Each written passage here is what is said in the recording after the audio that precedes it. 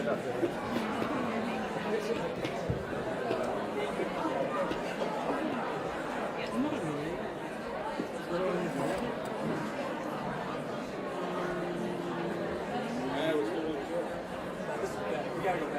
to go back.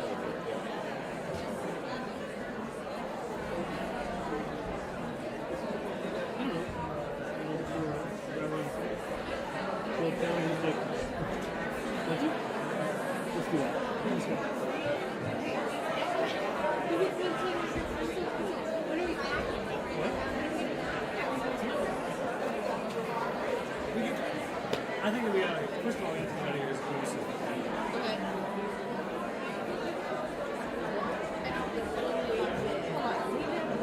Well, let's try to get outside. Yeah. We can pick it up at 10. We'll probably push it right that way.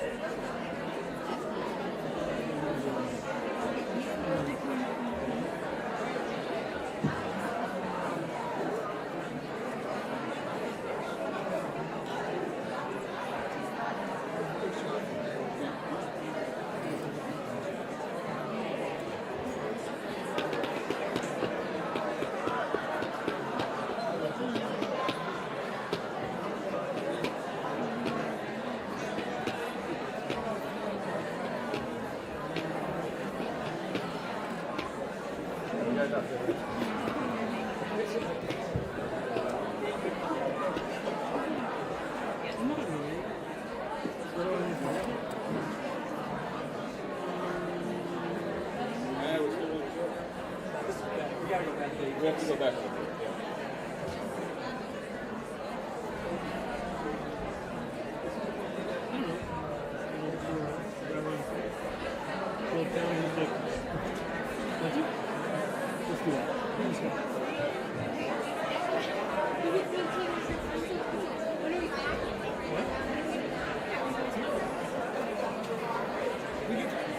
I think we first of all, we have to get out of here as close as we can.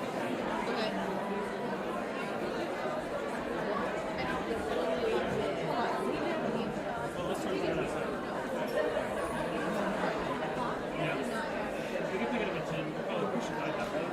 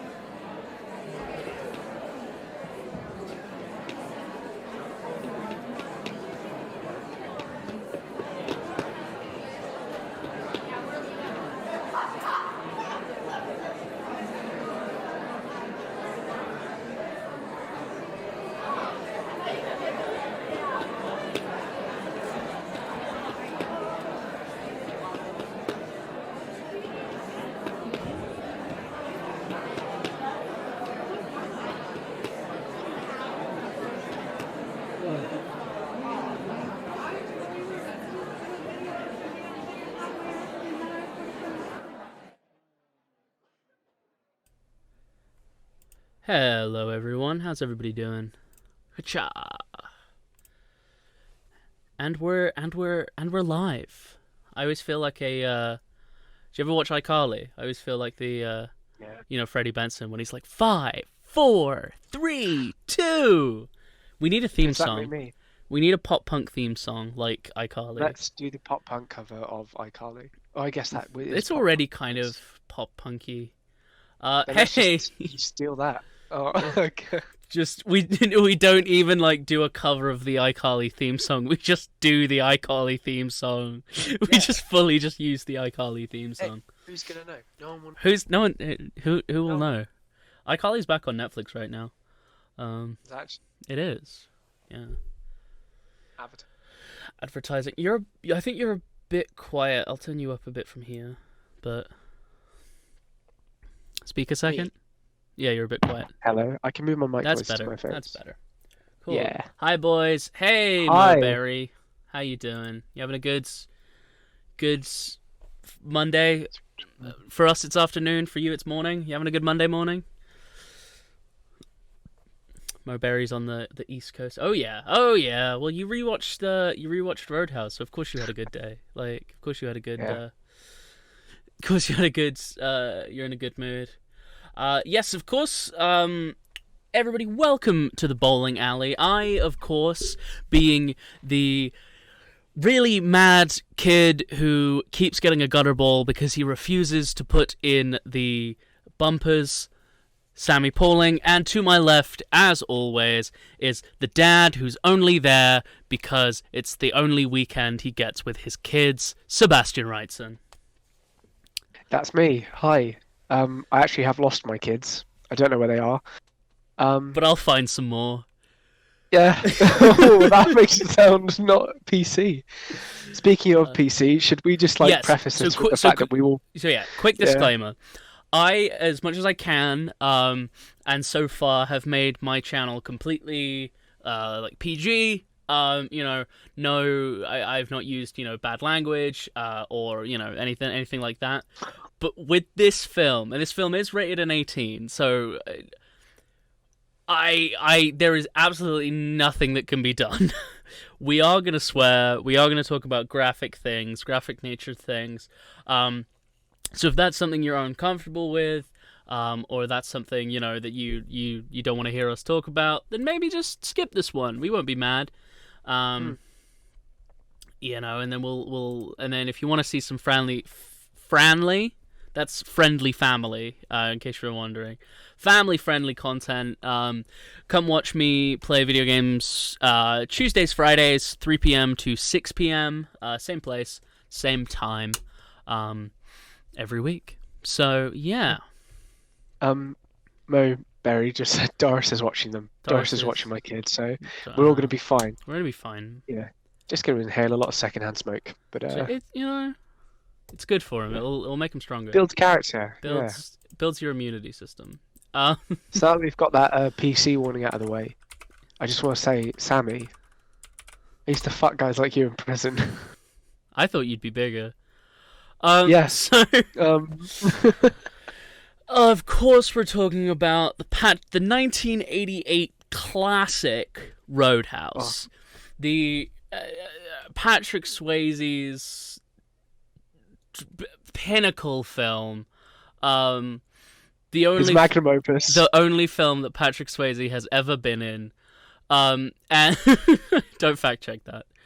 And also directed by Rowdy Harrington. And if you're saying, oh, that doesn't sound like a name, that sounds like a brand of cheap casinos and strip malls, you'd be right. That is what that sounds like. This film is just everything that I want in a terrible film. Now, remind me, was this your first time watching or your second? This was my second. I watched it once when I was quite young. I think 12 or 13. Yeah, why did I also watch it around I was pretty young too. I told you I watched it. Well, tell me your experience on rewatch, and if you can remember your first time watching. I get vague flashes of my first time watching this, and there were only small bits I can remember. I remember the fight outside of the bar, the second one with Sam Elliott, when he's held up against the wall, and I remembered the throat rip, and those were like the two biggest things that I remember. Yeah. Upon rewatch, I love this movie. I really do. Like, I'm not even joking. I genuinely love this film. Yeah. I think it's one of those movies where it's a cult classic, isn't it? Yeah. You know? Like, it's so ridiculous, and it's like a time capsule of the time. Well, obviously that's what a time capsule is. Yeah. But it's like the perfect time capsule of the 80s, and it's just ridiculous. I have a question for you. Okay. Oh, well, I was going to talk about the first time I watched it really quickly. Well, this will lead into that. Okay. Why is it called Roadhouse? I have absolutely no idea. I have no idea what it has to do with anything. Maybe Roadhouse refers to. I have no idea. Why is it called Roadhouse? I thought maybe it was like something to do with the fact that like maybe if you're a trucker, you would call like a dive bar that you would stop for the night like a roadhouse. All right, Roadhouse is apparently a Doors song. Is it? Let me look that up. Yeah, the Doors. Roadhouse Blues was the song. Oh. In the 70s, I think. Yes, we will say 70s. I think the 70s. Because when did the lead singer of the Doors die? Was that? I can't remember. Late 70s. But anyway, enough about the Doors. Let's talk about your experience with Roadhouse. Enough about the Doors. That's enough about the Doors. So good band name. Good band name, ladies and gentlemen, the Doors. So yeah, 1970 exactly. Cool. So I had to know. So my first time watching this was Christmas Day. And yep. You know that Christmas song, that Christmas film, Roadhouse, Rowdy Harrington's. It just sounds. Sorry, Rowdy Harrington just sounds also kind of like a chain of discount stores. Like, come on down to Rowdy Harrington's. We're on the third exit, just by the interstate. Like, do you know what I mean? It sounds like. Yeah. Anyway, so my point is, it's Christmas Day. I am at my uncle's house. And do you know the film A Christmas Story? Where you're gonna shoot your eye out, kid. Oh yeah, there's the BB gun. Yeah, exactly. Yeah. So that film had been played on repeat, on one of these channels on Christmas Day. So we had watched Christmas Story because basically my uncle just kind of put it on in the background and was just kind of like, we'll just leave this on. And so I watched Christmas Story about 3 or 4 times that day. Anyway, so we eat, he's a really good cook, so we eat, he's got loads of food prepared and stuff, and this was before I was a vegetarian, so it was great for me, just all the meats you could ever ask for, and I sit, so we all, day's winding down, we've eaten, we've done the Christmas crackers and stuff, sit down, and they're talking about my stepmom and my dad are talking about how whenever they go to Dean's house, that was his name, but whenever they go to my uncle's house, they always end up watching Roadhouse. That was just kind of like an offhand comment said earlier that day, and so we're all sat kind of around the telly, and he's kind of just pressing buttons, and he's not talking to any of us. He's just pressing buttons, and then all of a sudden he just starts playing Roadhouse. He doesn't say anything. He just puts it on, and we just start watching it. And I just remember, just being this is ridiculous. I'm 12. Why am I watching this film? And my dad kept saying, because obviously Patrick Swayze's a dancer, so he has this very light step when he walked, and it just wasn't believable that he was this tough bouncer. And obviously the very famous "I Thought You'd Be Bigger," which is obviously the title of today's stream. And then I was because whenever I make a friend, I make them watch 2 films, and I think you know exactly what those 2 films are because I've talked about it extensively. The 2 films that I make people watch when I first meet them and they haven't watched them is the Back to the Future trilogy, because once again it's one movie, and and Roadhouse. Those are the two films that I'm always like, you have to watch this. Like, I don't care what you're saying. We're watching this film. And I was making my friend Nick watch it, and she was like, oh, because we were doing this thing like at the beginning of uni, because I lived with her in my first year, and what we would do is we would watch alternate films. Like, she'd pick a film one week, then I'd pick a film, then she'd pick a film. Because I was a film student and she was a makeup student, so I really like that kind of perspective of, like, different people and what they like. So anyway, it's my turn to pick, and I'm like, I'm gonna make you watch Roadhouse. So we start watching Roadhouse, and then first year of halls. I'm not sure if it was similar for you. I don't know. I actually don't know what you did first year. But first year of halls, usually with your that sounded really mean. I just mean we've never really spoke about your first year. Yeah, we get it. I'm old. Anyway, no, I just mean I met you after that. Anyway, it doesn't matter. So this was the time, and I don't know if it's the same with anyone else, but with halls, we just kind of would just walk into each other's rooms. Like, when we got to a level of friendship, we all just kind of just would...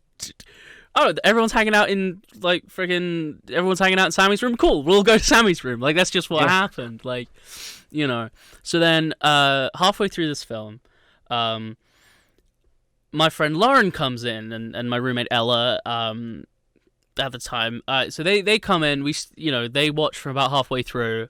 I kind of give them the basic, and which I would like to preface this with saying that when Nick asked me what the plot of Roadhouse was, I was like, I've seen this film maybe 100 times. I couldn't tell you. I could not tell you what the plot. I don't know what the point of this movie is. So anyway, we're watching. Lauren comes in. She starts watching it, and she went, and you said that, like, Patrick Swayze's character is like a bouncer, and I go, yeah. And he goes, well, don't you think that he should be bigger? And I immediately erupted. I was cackling. I was like, you can't write this. She had never seen Roadhouse, and she came like halfway through the film, so she didn't hear anyone else say it. And I was just like, oh, it was this perfect, beautiful moment of just like, yes, I thought he'd be bigger too. So did everyone. And so I start laughing, and I start telling her, and then obviously a bunch of people in the film start saying, "Oh, well, I thought you'd be bigger." Like, it was perfect. And it's just one of those films that just I've watched so many times, and like Back to the Future, but for obviously very different reasons. I just watch it over and over again. Yeah, it's a good film.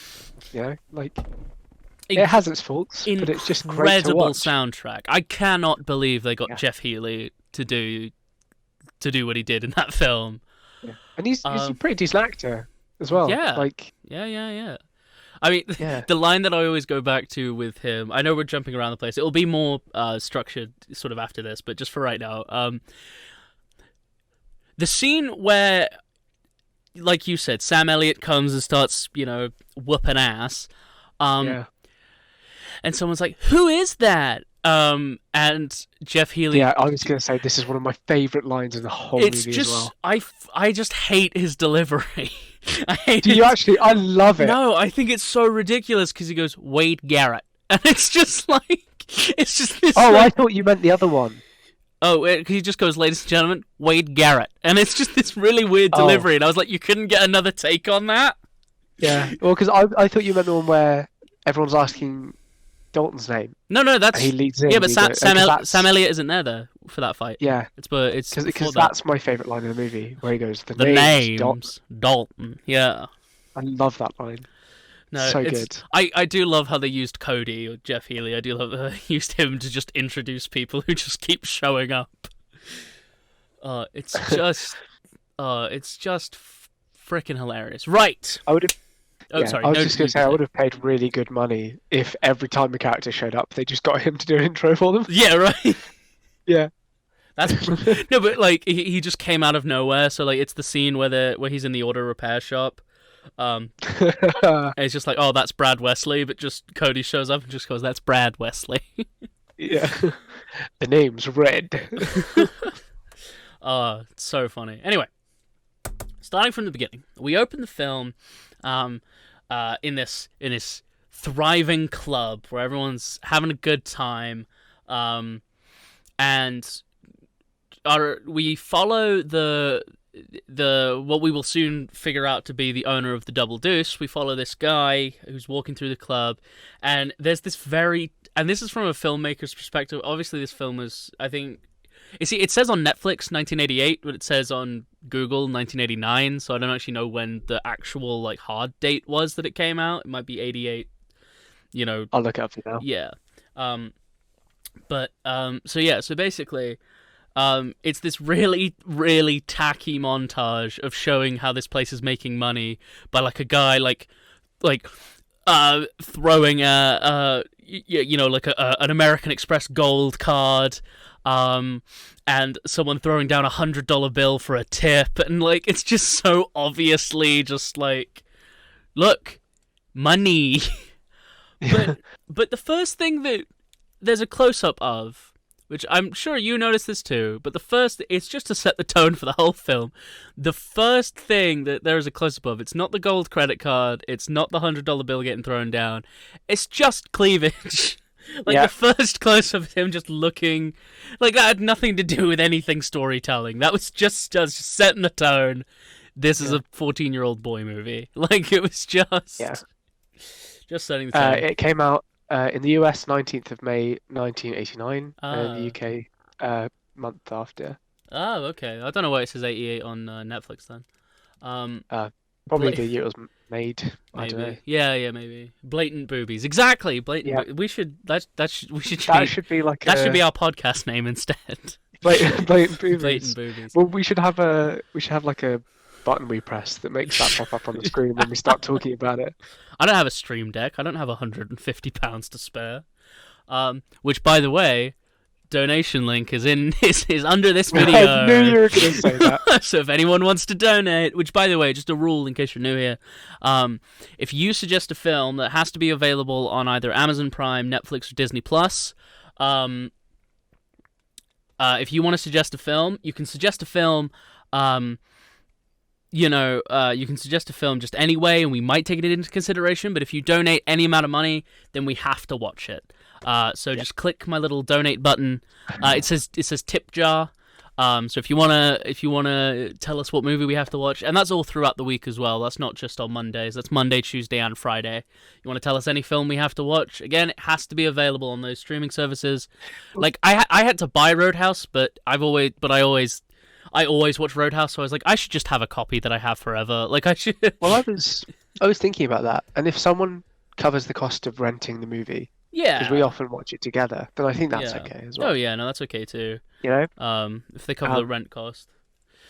But the rent for the bowling alley. Yeah, rent for the bowling alley. We have a room above the bowling alley for rent if anyone would like to. If anyone wants to tell us what movie to watch. Yeah, there's also a position available for assistant, because Doris is getting on. And she keeps telling me that, like, I don't know if this means anything. I don't know if you should be worried, but she keeps telling me that she's gonna drink the blood of the youth to keep herself young. So I don't know if she's gonna eat your kids or something. But anyway, maybe I should go check that out.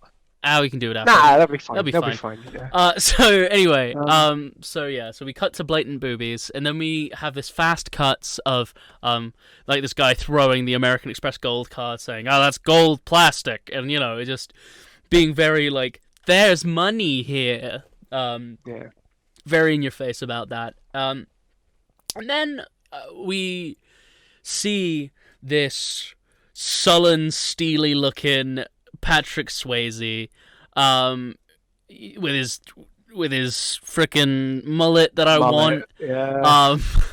I want his mullet. I hate his hair in this movie. My hair is almost long enough to be a mullet, but it's not quite. I don't. I swear, please don't. I like mullets. They're in right now. Anyway. This Halloween, you should go as Patrick Swayze from Roadhouse, and I'll go as Sam Elliott from Roadhouse. We're not skinny enough to play Dalton. That is true. And Wayne Garrett. Garrett. No one would know who we were either. No, because we would just be guys that are either shirtless or wearing loose-fitting button-ups. Yeah. Anyway, so we see this ne'er-do-well causing a ruckus in the club. Don't you just hate that, guys? Relatable moment. Don't you just hate it when there's a ruckus in the club? So anyway, Ruckus in the Club would be an even better band name. I'm taking that name. okay, that's fair. So there's that's a Panic at the Disco cover band. Ruckus in the nightclub. Yeah, so this guy's making a ruckus, making a scene, and he, like pushes this woman out of her seat. She falls on the ground, and Dalton comes out and is like, "Hey, stop!" And and he goes, "Oh, sorry, we were just having some fun." And then Dalton's just gonna forgive him, but then he like pulls a knife out, and he's like, "Aha! You're gonna die," for some reason. Anyway, Yeah, a lot of knife pulling in this they're film. playing cards, aren't they? Yeah. They're playing cards. The guy like loses, and so the girl pulls out the switchblade. Yeah, it's not even a switchblade at that point. It's literally just like a scalpel, like a nurse's, doctor's scalpel. That's a bit of foreshadowing for a character we'll meet later. It's not, but it's they didn't think that far ahead in this movie. When we've covered like just the general plot of I forgot we haven't actually talked about the plot at all. Yeah, Because again, there's no because there isn't one. There is no real plot. So okay, right. Let me just give you a brief synopsis. Okay, Dalton, who's our main character, works as a cooler, which is like a bouncer, but instead of just like being aggressive and throws people out, it's trying to cool the situation down. That's what a cooler is. So he works as a cooler, and he's quite famous. He's quite well known around a bunch of different clubs, and because of that, this one guy from, I think it's like Missouri, it's some hick town. Anyway, goes like, "Hey, my club used to be good, it's now bad, please come and fix it." And he goes, "Okay." So then he goes to fix he goes to this town, fixes it up, and then this rich guy is trying to buy everybody out. He's trying to have a hold on this town, and then he starts getting too hungry for power. He starts like robbing from people, manipulating people, being just brutally violent towards different local businesses. So Dalton, in turn, needs to for some reason needs to get rid of this rich guy. And of course, he gets help from his mentor, Wade Garrett, played by Sam Elliott. Along the way, meets Dr. I don't know. We've picked 2 films in a row where the main character falls for a doctor. I don't know. Just maybe that's our connection to Camp Nowhere. Actually, my dad found a good connection to Camp Nowhere, but we'll talk about that later. Okay. I was on the phone with him yesterday, and so Dalton has to win this fight against this weird, like, creepy millionaire who's trying to destroy their nice little town. That's the basic plot of the film. Cool. So, where were we? Yes. So he pulls a knife, or he pulls the knife out of, because like the knife got put like into the felt on the dealer table. Knife gets pulled out, and he swipes at Dalton, catches him on the arm. He starts to bleed, and then 2 of the bouncers come up and are like, "Oh, let's," and then what happens is the guy's like, "Come on, I reckon I can take you, Dalton. I reckon we can fight." And so he's like, "Let's take it outside." And so they go to fight, and then Dalton just walks back inside, and they get locked out. Which is a baller move. It's a very baller move, yeah. Like, yeah. What guy. He's so dreamy. Oh, shut up. So that's introducing us to who Dalton is. Then this man, as I've said before, this man who owns the club, as we find out, called the Double Deuce, which is the worst name of a nightclub ever. Goes like, "Oh, I need someone to help me clean up the club." And here it's trying to show us like how Dalton is this, really badass, really, edgy, cool guy, and he's sewing up his own wounds. Yeah. He's giving himself stitches. Is there anything you wanted to say about that opening scene specifically? Just the fact that it's never mentioned how this guy gets his money, and it's really shady. They don't talk about it ever again. And I've been thinking about this since Saturday, and I think I figured it out. We watched it on Saturday.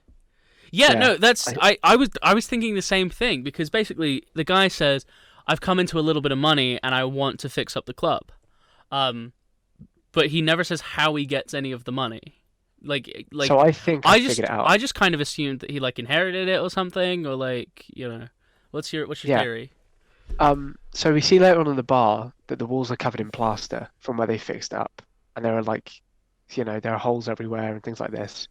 I think that he, the big bad Wesley. Yep.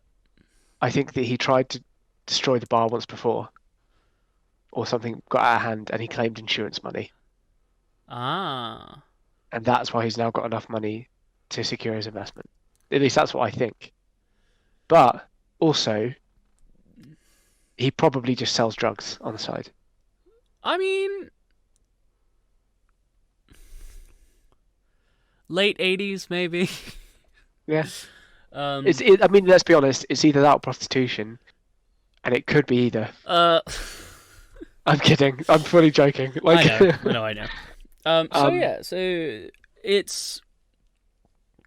it is never explained how he gets money, and then he says the iconic line to Dalton, because obviously he's meant to be this big bad guy, or this big, you know, like macho bouncer guy, and he gets the classic line that I'm definitely sure was written because they just wanted Patrick Swayze to do it, and he just went, "I thought you'd be bigger." And that just sets up the everything of the rest of the film. Like, everywhere we turn, Dalton, like, it's a joke. It's an inside joke with him and Cody at one point. And okay, here's a question, right? Okay. You ready for my question? I'm ready for your question. Who is your favorite side character? Character who says maybe one or maybe two lines. So I can't say Sam Elliott. You can't say Sam Elliott. I mean, like, obviously it's Sam Elliott. Wade Garrett. Wade Garrett. That's a really good question. You can think on it. Okay, yeah, give me a minute to think, because there are a lot of them. There are a lot of characters that are just there for like literally a scene and then leave. Yeah. Oh no, it's got to be the guy who. It says that classic line, "I'd love to, but I don't have $20." Yeah. I love that bit. I can't. What do you mean you can't? I ain't got $20. Yeah. Well, because I know that when we rewatched it, you liked the guy who you know, the homeless guy outside the front who. Oh yeah. When Patrick Swayze throws him the keys, goes, "I ain't no valet," and he's like, "Keep it, it's yours." Yeah, I love that guy. Which is best character in the movie. Which is one thing I was thinking about. Just like, where is he getting this like infinite money? Why can Patrick Swayze just like give car? Well, I know he says like 5,000 up front, 500 every night, and you cover all medical expenses. Yeah. Which, yeah, like I said in the last one, in 1989, that's infinite money. Like five, and he very quickly spends that $5,000 that he gets up front. Yeah. No, he does, and it's funny. The car $500 a night is a lot of money. That is, and again in 1989. Yeah. Again, ladies and gentlemen, Seb is gone. Hello. Hi, I don't know what happened there. Yeah, me neither. That was weird. Seb died. Pretty sure Discord just decided to kill itself. Discord was like, you know what? No. Yeah. I had to go save my kids from Doris. Oh, did you save it? Did you save them? Yeah, no. Well, one of them, and half of the other one. But, oh, okay. Yeah, you know, what are you going to do? 1.5's better than none. So $500 in 1989 would be about $1,054 in today's money. Like, pardon my French, but like fuck is he getting paid that much a day? Right? We had a question about the drinking game. Yes, there is a drinking game which I played on not my last time, Yes. but the time before that. Is it every time an actual glass breaks, or every time glass breaks? So glasses, bottles, windows, we need a ruling. So the way that I did it was that bottles counted as glasses, windows didn't. It was kind of, for me, it was what will hold a liquid. Okay. So it's when a bottle breaks, like a beer bottle or something, or an actual glass mug, pint glass. That was, for me, that was my, like, this is what the rule is, because windows can't, like, hold liquid, like, because, and also you die if you... Oh, like, well, I mean, there's already a lot. Okay, but so many windows. Yeah, so many windows. Yeah. There's already, because, like, the way we is had it to per do glass? no, you drink per glass. So, yeah, no, But there's that... So there's an entire scene, and there's also a scene where someone gets thrown into a bunch of glasses. Yeah. So there, we just basically finish the bottle. Yeah, I was going to say, like, how do you deal with that? Do you have to pause it and count how many get destroyed? We usually do it based on sound. Yeah, like anytime When you there's hear a crashing sound, we usually... Yeah, that makes sense. We should do that.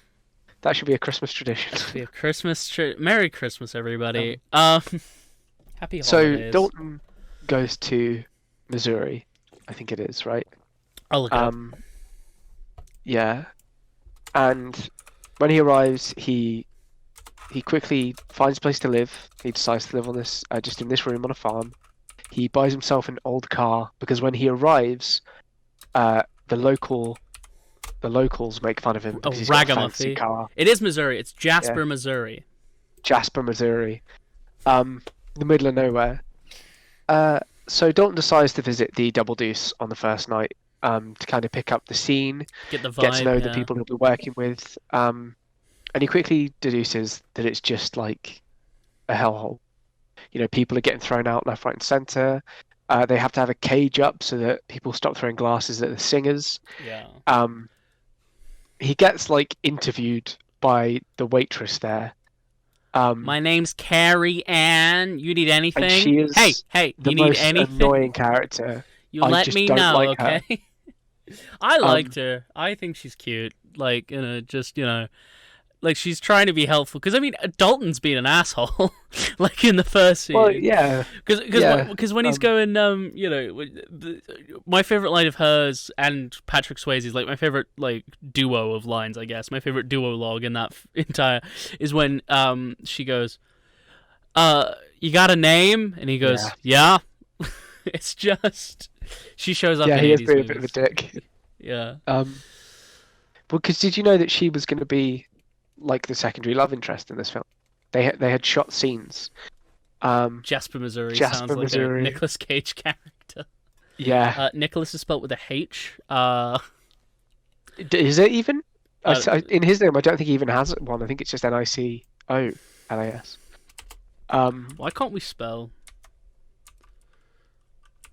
I don't know. But yeah, she was gonna be there's no H. You're right. It doesn't Yeah. have a H for Nicolas Cage. It does normally. Like Nicholas usually has a H in it, but that's because he's insane. he is insane. I've got a good movie for us lined up in the future, for us to watch eventually with him in it. Good. But yeah, she was going to be the secondary love interest. They shot scenes of her. I think I did know that.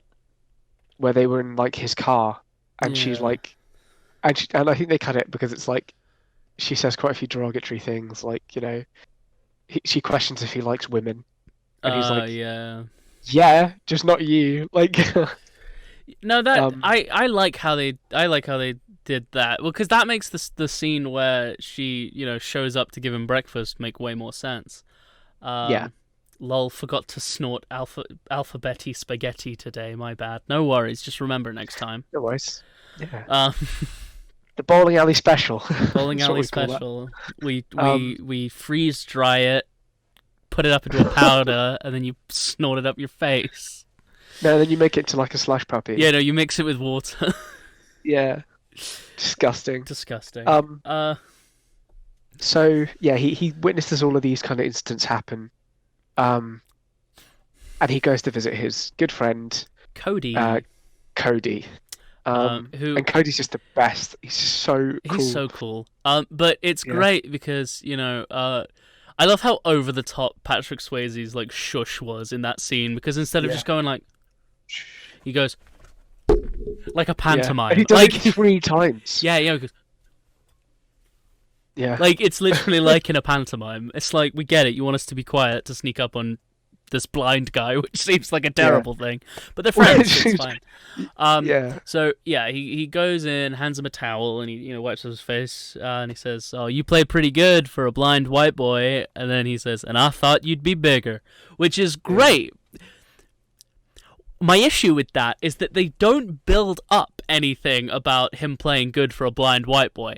Like, we can assume that like it's been said to him before because other people have said it, but like just from context. But it's not actually, there's no build-up or payoff because no one ever says it ever again. But obviously people say, "I thought you'd be bigger" all the time to Dalton. So I would have liked to have seen that, just a little, someone says like, Yeah. "Hey, he plays pretty good for a blind white boy," like, you know what I mean? Yeah. I would have loved to seen a scene with the 3 of them, with Dalton, Cody, and the other guy, where they just all say their catchphrases to each other. "I thought you'd be bigger." "You play it pretty good for a white boy." "I fuck guys like you in prison." Like, Oh, just... Gene, that's his name, Gene. Gene. Yeah. The guy who fucks guys like you in prison. Yeah. That's just, there's nothing more to his character other than he doesn't really need to say worst? much else. He's the stereotypical bad guy, and Well, he doesn't have an arc or anything. him and Wesley, like, he was obviously like, he pretends to be interested in this woman that he's with, Diane, I think her name is, the one with the big hair. Yeah. Like, it was the 80s, everyone had big hair, but anyway, like, he like, it's never said that like they're going out, it's assumed, but anyway, like, I definitely think Wesley was gay and Gene was, because Gene is the most like when there was the fight scene at the end between Gene and Patrick Swayze, that was the most homoerotic thing I think I've ever seen in my life. There was so much sexual tension. Yeah, like the bit that always sticks out to me is when he hits Patrick Swayze against the tree. Yeah. And he looks like he's physically just exhausted, and it looks like he's just had sex. Yeah. Even for the 80s, more her hair so- was bad. Yeah. It's true. It's god awful. It's like classic permed, like dead hair. So yeah, so the next scene, after they kind of talk and everyone finds out that it's Dalton, which again, another thing that I find weird about this movie is everyone's heard of Dalton. Yeah.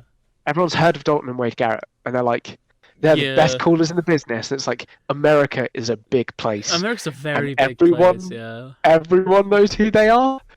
Doesn't seem likely. Like, can you tell me the name of any bouncer at any club? No. Me neither. And I worked at a bar for like 3 years. Weird. No, anyway, he's not a bouncer. He's a cooler. he's a cooler. Sorry, he is a cooler. That means that you put drinks and ice inside of him when you go to the beach. Oh, just no.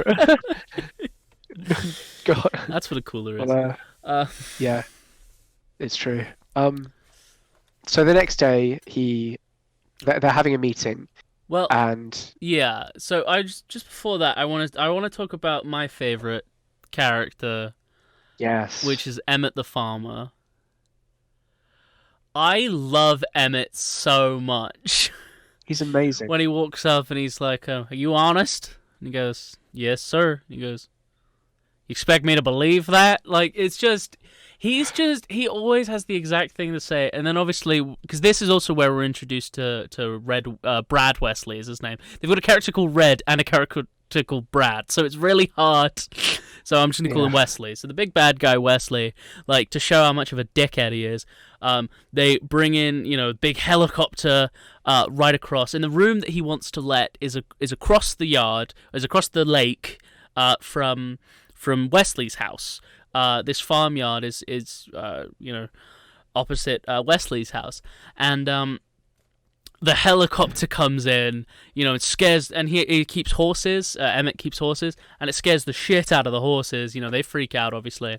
And then Emmett just turns and goes, "I swear he just does that to piss me off." And it's so good. I love Emmett. Yeah, I love Emmett too. Emmett's the best. And their conversation is probably the best in the whole movie. When he talks about, he's like, you know, I'd give it to you for free, but I have to charge something, otherwise the community will come down on me. Yeah. How's $100 how does $100 a month strike you? He goes, it's fine. a week, isn't it? It's $100 a week. No, it's $100 a month. Because I remember listening to that. Because because I remember listening to that because I was because I was thinking about I promise you it's month.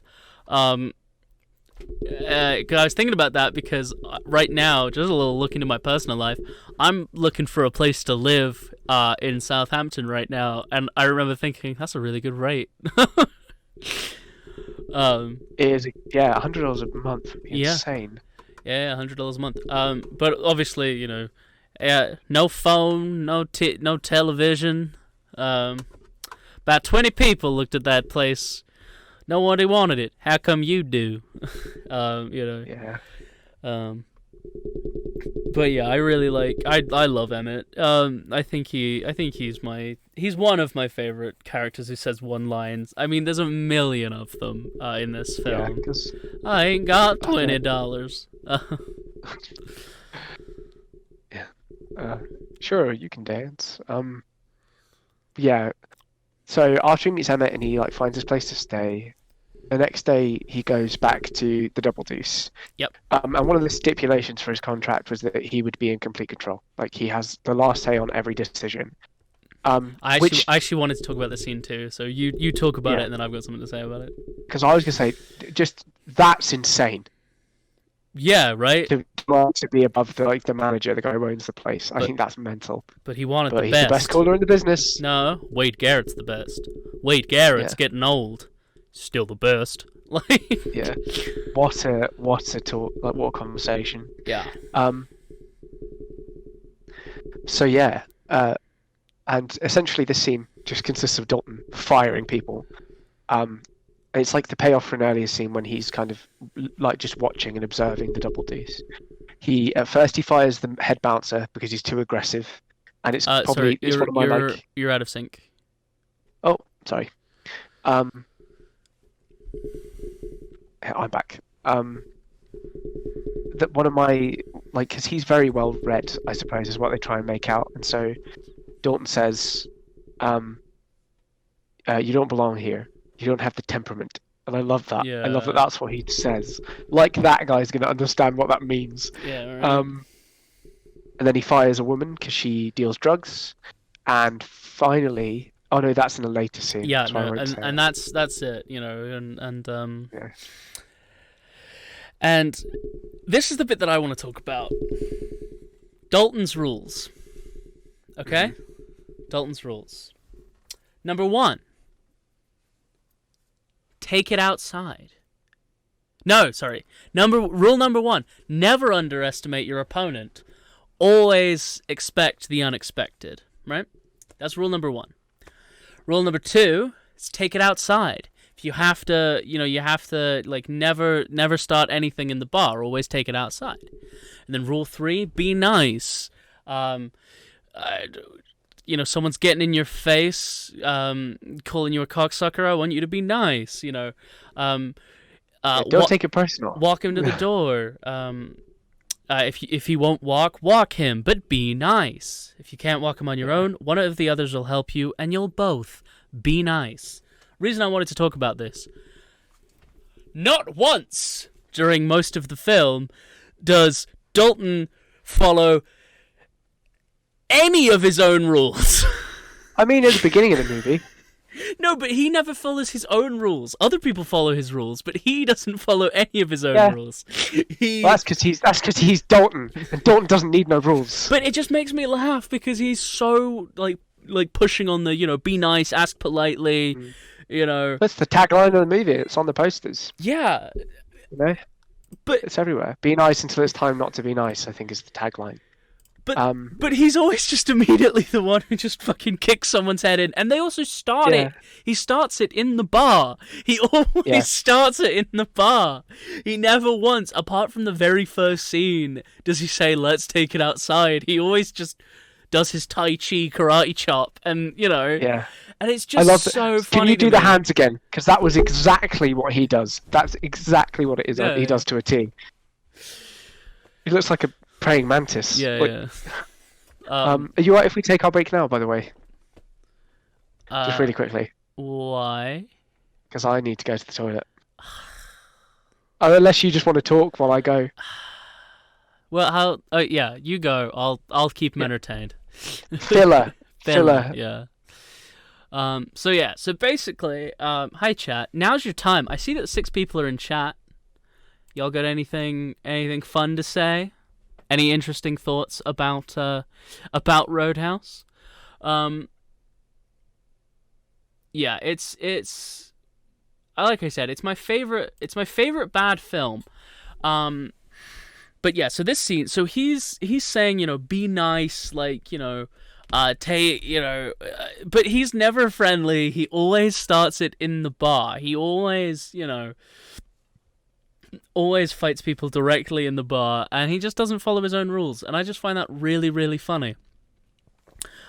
So this all happens, and then when he's explained the rules, you know, they explain, hey, let's, you know, so once all the rules are explained, they go to the next night, you know, or you know, that night, which we actually skipped over something which I do want to talk about, is after the first night, he don't need no stinking rules. Exactly, he's Dalton. But when Dalton. you're back. But I just want to say about the scene where she brings him breakfast, because that's before. No, that's after. No, I am getting ahead of myself. We didn't skip a scene. I'm out of sync in my head. Anyway, so I'm just talking about it's the like that evening where, you know, a bunch of is where the rules start being enforced. You know, it's the first time that the rules are actually being followed. And he's people are given the bouncer at the front of the door like IDs and stuff, and one of them just says like this. One of them hands him something, and he says this great line of, "This is a Sears credit card." Yeah. And then this one creepy bartender's like, "No, they're friends of mine. It's all right." They go in, and he's like, "Oh, but Dalton said." Anyway, so then he says, "Oh." Then someone starts dancing on a table, and so Dalton like gestures over to one of the one of the bouncers, like, "Hey, you know, go sort that out." And so, you know, he goes up and he says, "Hey, can you ask her to get down?" And he goes, you know, he's like, let her dance." And he's like, "Look, pal, I really need..." And then he pulls a switchblade, because the amount of knives that get pulled in this film are astonishing. That's another one of the drinking games, is when someone pulls a knife, you take a shot. Yeah. Or you take a sip of your drink. What about, like, the bigger the knife, the more you have to drink? No. But yeah, so he would kill everyone. Pulls out a switchblade, to which this guy's like, "Whoa," you know. And then, guess what Dalton does? He smashes his head. Smashes his head into a table so hard that breaks the table. That it breaks. Yeah. Did he take him outside? No. Was he nice? No. He was nice to the girl when, you know, asked her to get off the table, but he just caved this guy's skull in, like. Well, because I think it's like it was one of those rules. It's not like a explicitly stated rule, but it's one of those things in the movie where it's like the worse that the guy threatens you, the more punishment they deserve, which we see later on. Yeah, we have also forgotten the best bit when they have the meeting. So they have the meeting, and he says, "Oh, getting called a cocksucker is not personal." To which, you know, one of the bartenders. I tried to prompt you for this earlier. Yes, sorry, that was my bad. Don't take it personal. Yeah. And he says, "Is that not personal?" And he goes, "No, it's two nouns put together to create a response." What if he calls my mother a whore? Is she? That is the best line in cinema that has ever been written. What if he calls my mom a whore? These lines are great. Is she? Oh, Yeah. so This perfect. movie's just full of great quotes. It absolutely is. It absolutely is. Yeah. So yeah. So anyway, getting back to. I want to watch it again now. I don't. It's good, but like I watched it Saturday, and that's plenty for me. For Not till Christmas now. for not till Christmas, yeah, it'll be my Christmas film. Anyway, I really should have got my sister on this because it's whenever we were both still living at home, because I watched it with my sister when on that Christmas day, and we made my friend Owen watch it one time. And yeah, and you know we've watched that film together a few times, and so she could have some 2 cents to say on it. I've watched it once, and that was enough for me. Yeah, yeah, because I made you watch it. Anyway, so I say that way too much. That should be a drinking game. Is whenever I say so right so, take a drink because you'll be dead. Yeah. We probably will be. We should sell slash puppies with alcohol in them. That should be the thing. Those are a thing. Like not They are. not for us, We but should steal them. other people have made them. It's true. Yeah. So that night and he gets. This is the night that he. Yes. This is the night where everyone finds out his name. Where they're like, the name's Dalton. And everyone's Yeah, like, "Ooh, because that's everyone's so like, cool." who is that? And you know, Cody says, the name's Dalton. Yeah. And after this fight, he walks into the storage room where they keep all their alcohol, and the bartender from earlier who let the girls in is having sex with one of them. Yeah, and I think it's clear that she's like not underage, but she's not. But she's not. She's not that's why- 21. Yeah, because she doesn't have ID. Yeah. So it's assumed that she's not at least 21. And this is probably my favorite line in the movie, which is It's a good one. I was on my break. Stay on it. Stay on. Yeah, it's just so good. Yeah. And then he also fires the bartender because the bartender is He's stealing money from skimming. Yeah. $150 a night, every night. The only problem is, and there are 2 issues. These are the 2 reasons why Dalton becomes a target for Brad Wesley. Wesley. The first one is that his girlfriend is already showing an interest because she's the same girl who is like taken aback by him when he smashes that guy's head through a table, killing him presumably. He doesn't. And the second reason is that the bartender for the Double Deuce is Brad Wesley's nephew. Nephew, yeah. And his mother died, so he's looking after him. But it's great because so he fires him, and it's a big thing, and you're like not supposed to get why just yet because it, you know, he says you're out of here, you're skimming. You know, Dalton says that, to which the bartender who was skimming says to the owner, "Now I didn't hear you say that." To which the owner says, "Well, I'm saying it now. I'm saying it now." You know, and he seems quite like scared to fire him. So you know, so we don't know why it's such a big deal. Like the other 2 just went, but him being fired like's a big thing. So we move to the next day. No one's really saying why he gets fired. It's the next day, and we see Carrie Ann, like bringing some like Dunkin' Donuts, like unbranded, you know, walks up and goes, Dalton. He's like, how did you find me? And I'm pretty sure it just wasn't answered, but it's like in that scene in Back to the Future. It's like, I followed you home. Yeah, definitely creepy. Definitely creepy. Then, you know, then she says, like, oh, you shouldn't have fired. I think his name's Pat. He goes, oh, you shouldn't have fired Pat. And he goes, oh, yeah, why is that? And he says, you just shouldn't have done it, that's all. Like, we never get, like, any kind of, you know, why he shouldn't have been fired. Yeah, not until a bit later. Not until later, yeah. And so Dalton shows up for work at the Double Deuce, and waiting for him in the owner's office is Pat is Pat and these other henchmen and that we Tiny know. and the Bleeder. I forget the Bleeder's name. But Yeah. anyway. And they're all waiting for him in the office. And we know from a scene earlier where I keep forgetting his name, Which one? the main big bad. Wesley. I'm gonna write it down. I don't know why I can't remember. Either Brad. Ooh, something I do want to actually mention quickly. Just before we get into that, after the first night of working there, and after we see that people have, oh, we completely skipped over the car buying scene, which is one of my favorite scenes, which is my bad. But he shows up in a really expensive Mercedes, and he's like, people are gonna slash my tires, so he just buys a beater, just immediately. He's just like, do the headlights work? Cool, I'll take it. Which, by the way, that car is so much nicer than that film made it out to be. Yeah. That car is way nicer than they were like than they were making it out to be. So he buys a car, and then he stocks up on he stocks up on spare tires because he knows that people are going to slash his tires.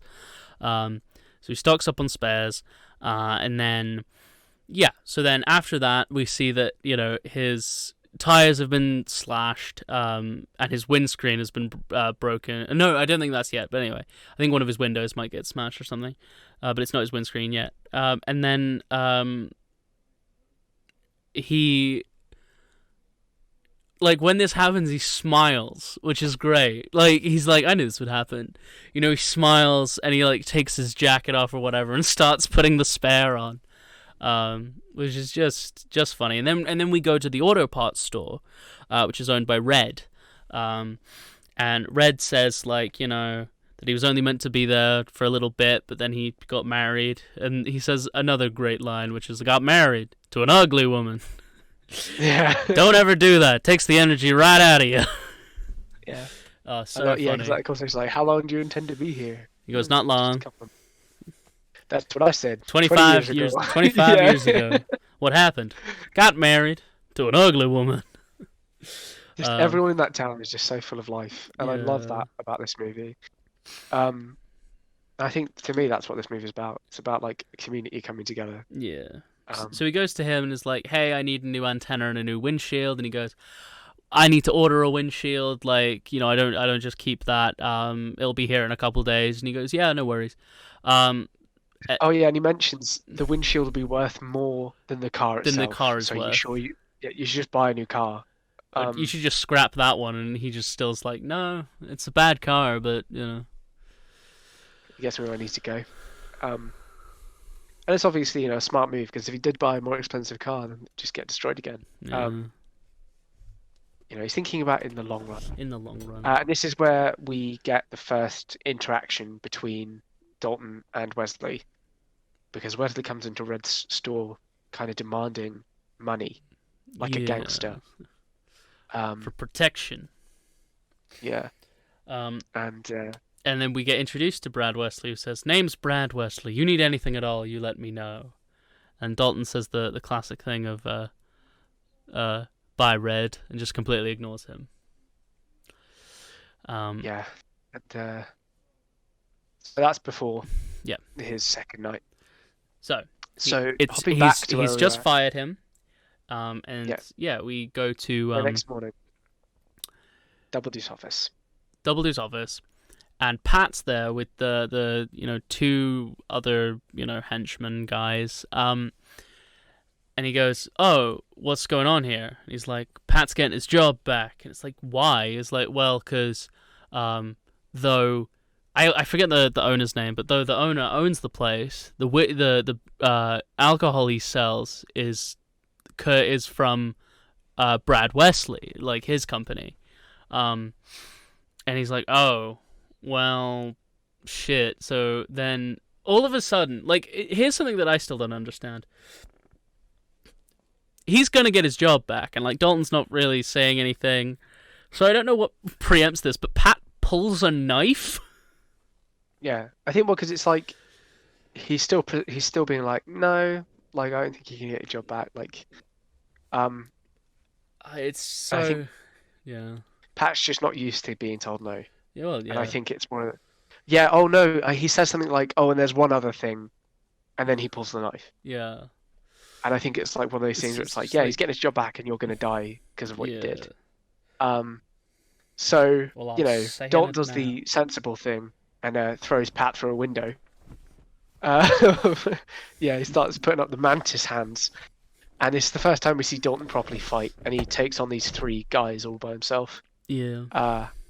Until, yeah, he throws Pat through the window. Yep. Which prompts the other bodyguards to get up and start fighting too. And then this big guy, Tiny, just completely gut punches the owner. Yeah, he gut punches the owner, and then he forces Dalton and himself through the window as well. And in this kind of small fight, Dalton gets cut on the side. He gets cut on the ribs. Very important. He gets cut right here. Yeah. So they win the fight, forcing the others to leave. And then the owner's like, well, you know, I don't know how I'm going to get alcohol. Like, and Dalton's like, don't worry, just leave that to me. Oh, no, that but... isn't yet. That isn't yet. Oh, is that a bit later on? Yeah, that's later on. So, which I love that scene of him, you know, throwing him through the window, because we get this beautiful, like, roadhouse action. Like, we just get this, like, you know, unadulterated, like, this is it. This is, you know, Dalton smashing people through windows and getting cut and not even flinching. You know, like, we get this just 80s badass action. Yeah, and I think my favorite takeaway from this scene is the fact that we get to see the double deuce while it's still like under construction. So there are still bits and pieces kind of being put together inside. The walls are covered in plaster. Yeah. And it's clear this window has only just been put in. Like, it's a new window, and it immediately gets destroyed. Yeah, but I completely agree. This is the moment in the movie where I was like, this is what I came to see. You know, I just want to see this adrenaline-filled, like, fighting. Yeah, exactly. This badass character kind of doing what he does best. I have a question for you, Sebastian Wrightson. Okay. What is Dalton's first name? Is it not Dalton? That's his last name. Is it Roadhouse? Is his name actually Roadhouse Dalton? Because that would make sense. No, it's really anticlimactic. His name is John, apparently. John Dalton. His name is John Dalton. Which you could probably see why he went by Dalton. Yeah. James. It's not James, it's John, but you were close. It's a J name. It's no Wade Garrett. We should call him Jimmy. Jimmy D. Even though his name's John. Johnny D. Here's Johnny D. Good. I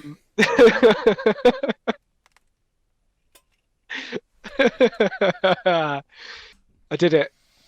I killed him. Just call me Roadhouse. No. Goodness.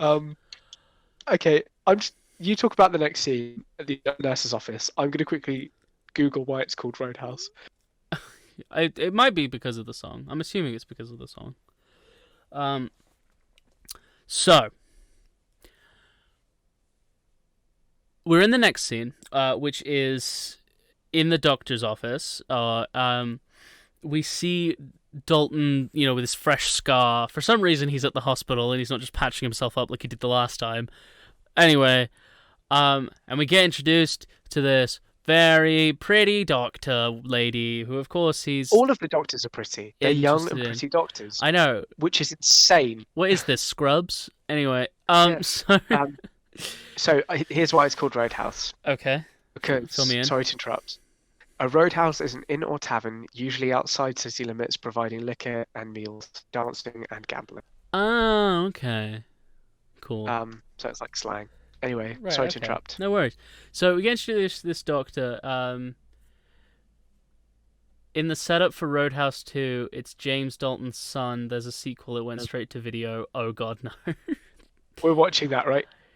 I saw that there was Roadhouse 2. His name isn't James. Apparently, it's John. According to Google. Apparently, his name's John Dalton. Is the kid's name James?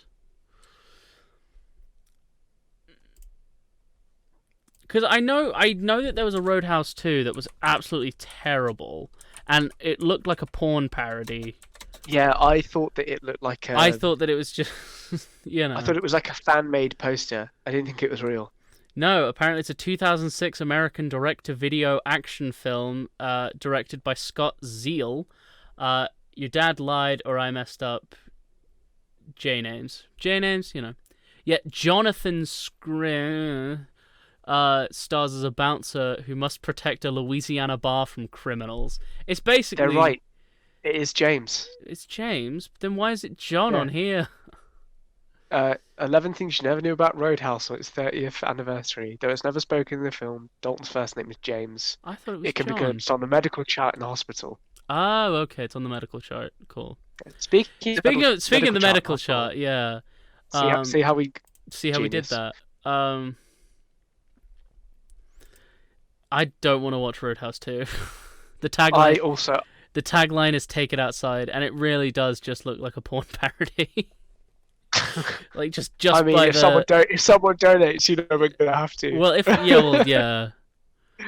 Maybe I'll do it. Oh my god, there's a bundle of the first one and the second one on Amazon, and the picture for the double feature is just a fist through what looks like a car seat. It looks like it has nothing to do with either film. Anyway, we're in the doctor's office, and he's got a slit, and the doctor's like, "Wow, you always carry your medical records?" And he's like, "Ah, it saves time." And then she goes to give him like some anesthetic of some kind, and he goes, "Oh no." And she goes, "But it'll hurt." And he says, "Pain don't hurt." Which is the yes, it does. Stupidest line. That's why it's called pain, my guy. That's literally the only definition of pain. It's hurt. I was furious when I heard that line. Pain really, don't really hurt. Angry. And also he flinches because he's in pain. So it's like, yeah, shut up. Stop trying to look cool in front of this girl that you've met. I'm pretty sure the lead something. actor in Roadhouse 2 was in a college humor video. Just in case you were wondering. I'm gonna look it up now. He looks so creepy. I really, really don't want to watch this film. Again, if someone gives... Fine, tell you what. Oh no, please tell me no one's gonna donate. No, I'm gonna make it wicked high. For Roadhouse 2 specifically, it has to be £20. That's a lot of money. Exactly, it's a lot of money. So if people really want us to... People want us to watch Roadhouse 2... That's got to be £20. £20 donation, and we'll watch Roadhouse 2. If we can find it. Anyway. You've already said that you have found it on Amazon Prime. So... No, not Amazon Prime. Amazon, like you like just to Amazon. Buy a box set. £20 will watch Roadhouse 2. I really don't.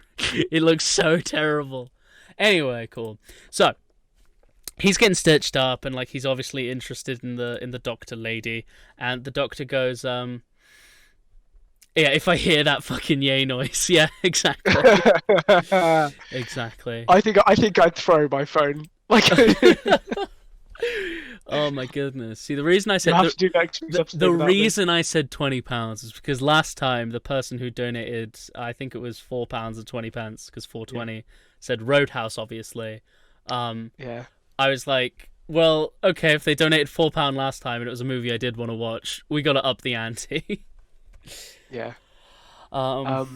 That's only for Roadhouse 2. Every other film we'll watch for just any donation, but for £20 for Roadhouse 2, and you have to title it Roadhouse 2, because you can put a little message. No way.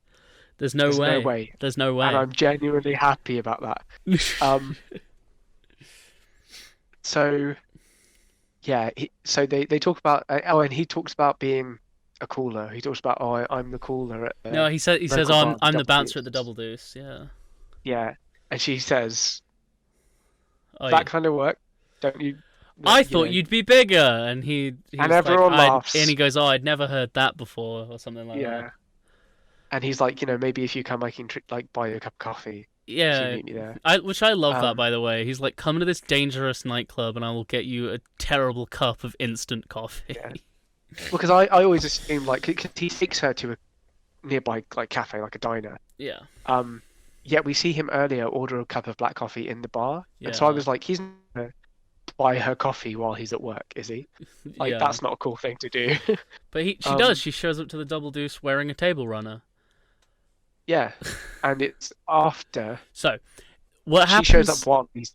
Yeah. Yeah. So what happens is these guys show up, and Dalton sees that one of them has got a blade in their left shoe, and he goes, "Oh, look, left shoe." No, before that, sorry. Left boot. Before that is my favorite line that Wesley says. So they're all like saying you should all apologize. Like why is my nephew like, you know, why is he all you know, messed up? Like, why did you let this happen? And so Tiny takes his hat off and says, "I'm sorry, boss." And then the other one says, "I'm sorry, boss." And he goes, "I believe you, Tiny, but you somehow I don't believe." That's my impression of Wesley. It's a good impression. And he goes, "You know what's your problem?"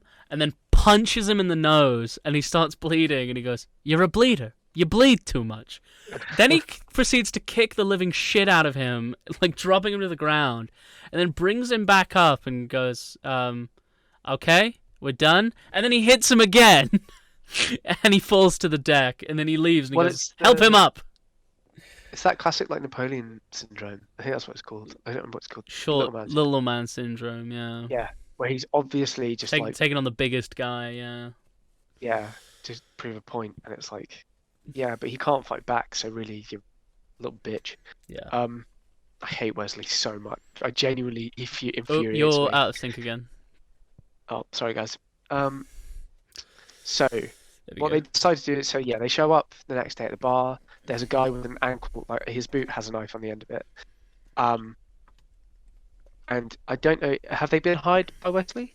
This is Yeah, no, the- they're Wesley's men. yeah. And so one of them starts like basically insulting Dalton. He's like, yeah, whatever. And he goes to kick Dalton. Dalton grabs the boot and just breaks the knife off of it. Yeah. It's awesome. It is pretty cool. But like, why in this film, where everyone is just carrying knives just all of the time, and it's clearly not very hard to smuggle a knife in, why does he think I need a boot knife? Yeah. Why doesn't he lead with real knife, and then maybe Follow up with the boot. follow up with boot knife? Yeah. It's like Wild Wild West. Did you just Have you seen- say those words to me? Did you just say did Wild just say Wild those West words. featuring Will Smith? did. Did you say those words to me?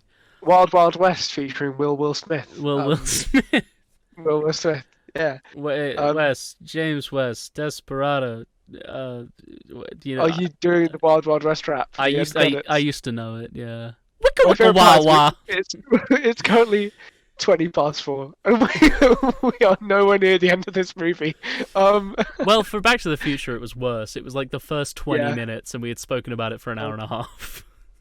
Yeah. So we had to get through an hour 40 in like the last like hour. We haven't even been introduced yet to my favourite character in the entire movie. So they have this Wade fight. and Garrett. They finally take it outside. Like for the first time in the movie, Yeah. they force everyone outside. Dalton, like, just kicks the crap Just- out of these guys. Yeah, Just starts in time for kicking the ass. lovely nurse to see. Doctor, you did this last time, you horrible sexist. Did I actually? Women can be doctors. I know they can be doctors, but I don't know why. Because in my mind, doctors don't do as much as nurses do. So he's trying to say what he's doing there, ladies and gentlemen. Is he trying to save himself? Can everyone put Seb as a sexist in chat, please? Nurses are the real heroes. No, it's just... Well, because I always thought doctors were more like specialists. Like you go to a Well, no, because like, GP you go is to a a doctor if you've general got- practitioner. oh yeah, but is she a GP? I don't know what the American equivalent is of a GP. Okay. But I mean, he's in the hospital, I think, so she must have been some kind of like surgeon or something to just tie him back Yeah. up. I don't know. Anyway, so hashtag Seb's a sexist. So It's true. It's true. God. he just admitted it. Everybody, Seb is cancelled. You never see any male nurses though, do you? Well, no, because they're made out of stamps and paper. I hate you. I hate you purely because I laughed at that genuinely. Anyway. I know you actually do. Like, male nurses are also very prevalent. Yeah, obviously. Anyway, so yeah. How about this? Enough about Seb's sexism. Everyone who is a civil servant is amazing and deserves a lot more money than they get paid. Outfits aren't as cute for male nurses. It's true. I want to dress up sexy for Halloween, but there's no options for me. I mean, you could just go as a penis. That's not sexy. What do you think sexy is? I don't know what that word means. You're taking this "we're allowed to swear" way too seriously. Anyway. Oh, I'm sorry. Roadhouse. Roadhouse. So he takes her for a cup of coffee at this diner, and she's like, "Oh, wait, do you expect me to believe you?"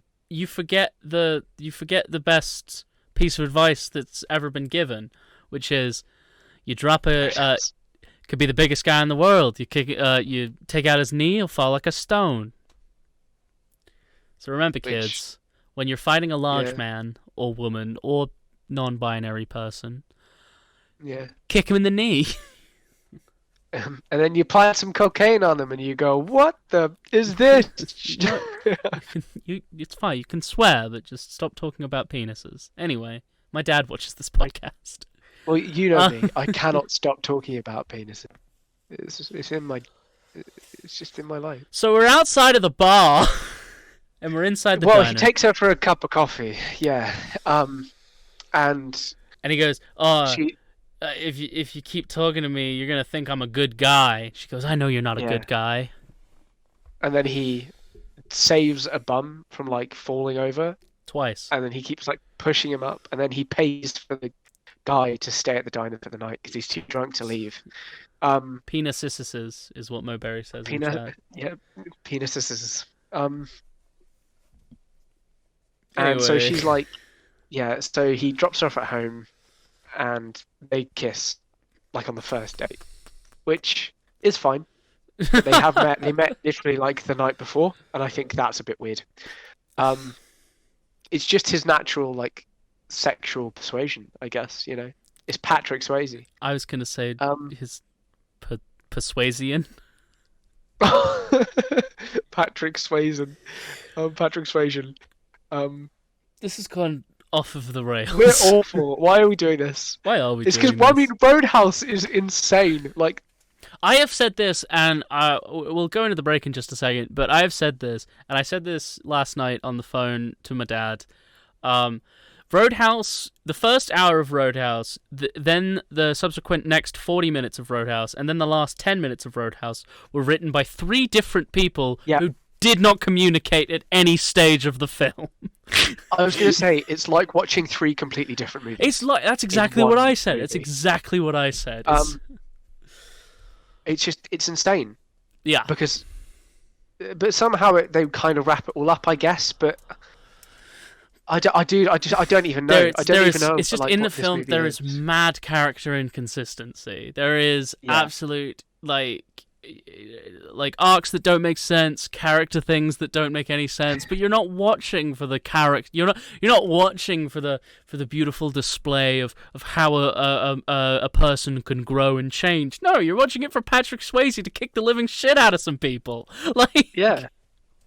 And then kiss the pretty lady. Like that's what you want. Like, that's what Roadhouse is about. That you've Roadhouse described the plot of Roadhouse.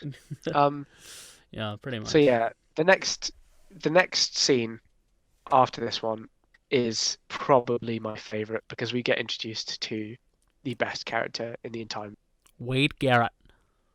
Well, yeah. Well, at this point, before the guy comes with the boot knife, he says to Gene, I think's the bartender's name. I don't know. Don't ask me why I remember everyone's name in this film. But you've seen it 100 times. I have seen it 100 times. Nah, I'm watching for Sam Elliott. Nice. Yes, you are. But yeah, so basically, so he says or his name's Jimmy, or I can't even remember. It's the bartender. It's a J name. It's a J name. So it's a bartender. Maybe it's John. And shut up. And and he says, how we doing? And the bartender says whiskey's getting low. So we're in the thing of, and then that's when he says, I've called every supplier I know, like none of them want to deliver to me. So that's when Dalton says, don't worry, can I have the phone? Makes a phone call, and then the guy with the knife boot comes in. Yeah. So that's when we figure out they're running out of booze.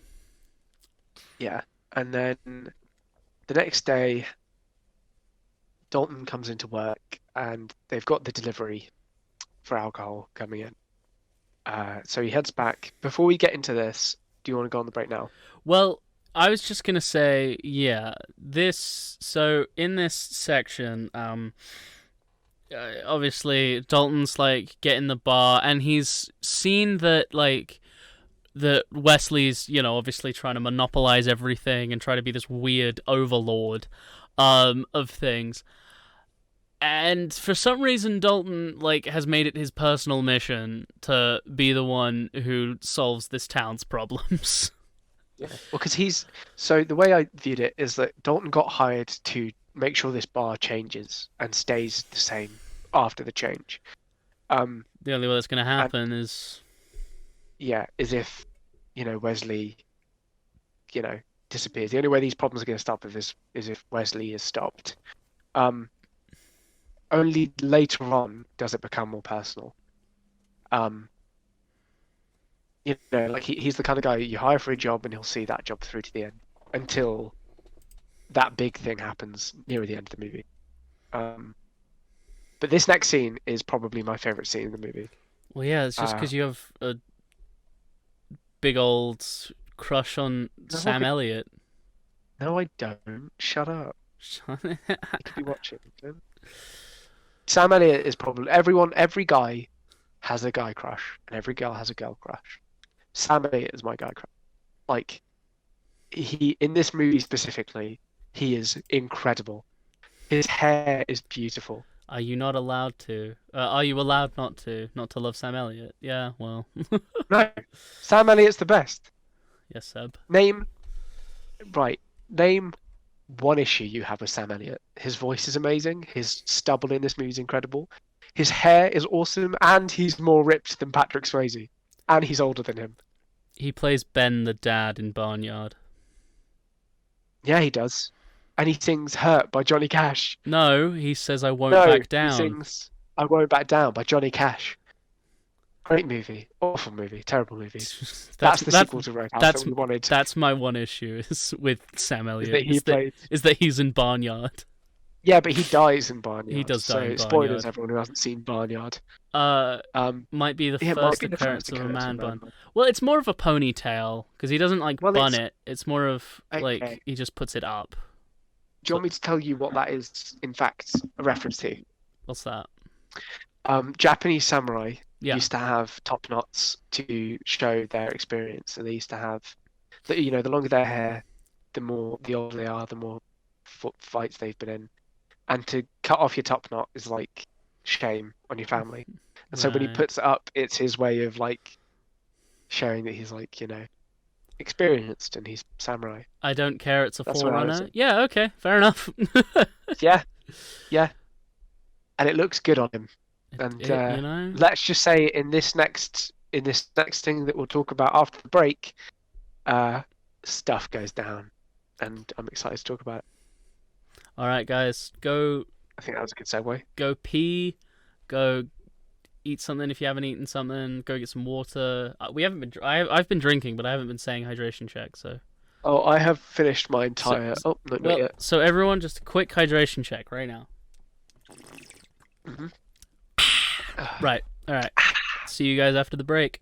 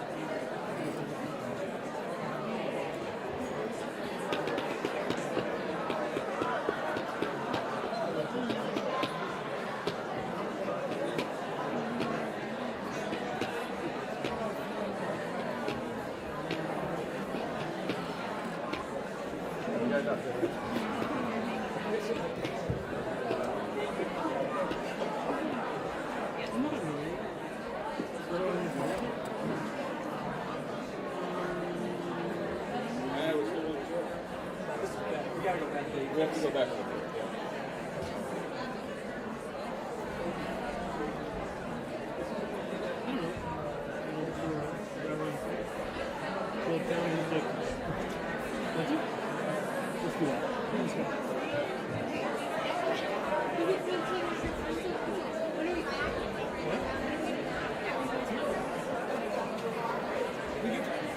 I think we first of all, we have to get out of here as soon as possible.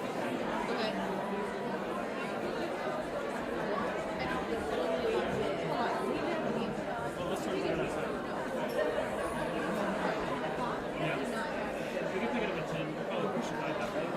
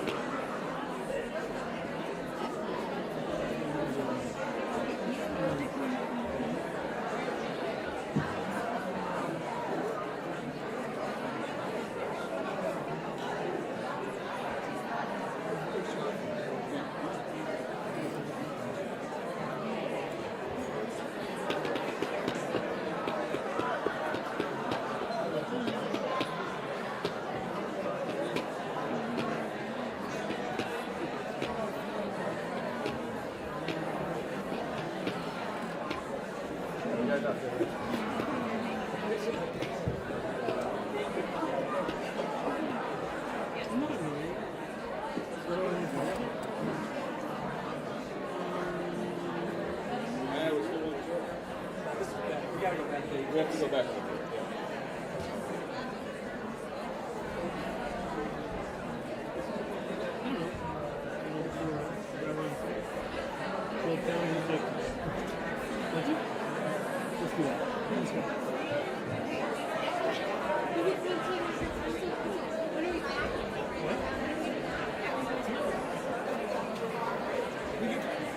I think we first of all, we have to get out of here as soon as possible.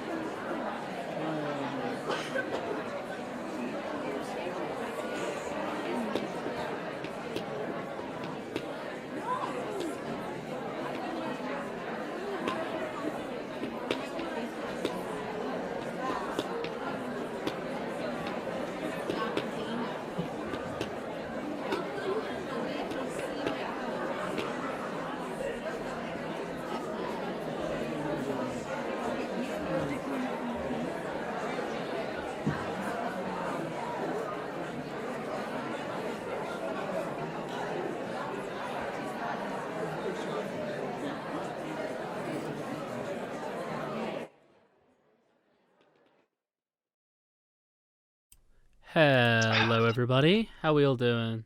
Bam! And we're back. Do you have a good... You're already out of sync. Classic. Yep. Is that better? Cool. Yep, we're back, ladies and gentlemen. Yeah. Did you have a good break? You know... So... yeah, I do, yeah. Yeah, I have bad news for you, though. Yeah, kids are gone again. Yeah, I knew they would be. So the next, apparently, according to someone in chat, so the next hour will just be how majestic Sam Elliott looks in this movie. And then I'm glad you brought it up.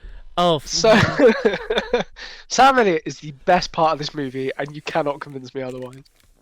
I don't need to be here. Like, you can just talk about Sam Elliott for 4 hours. It's fine.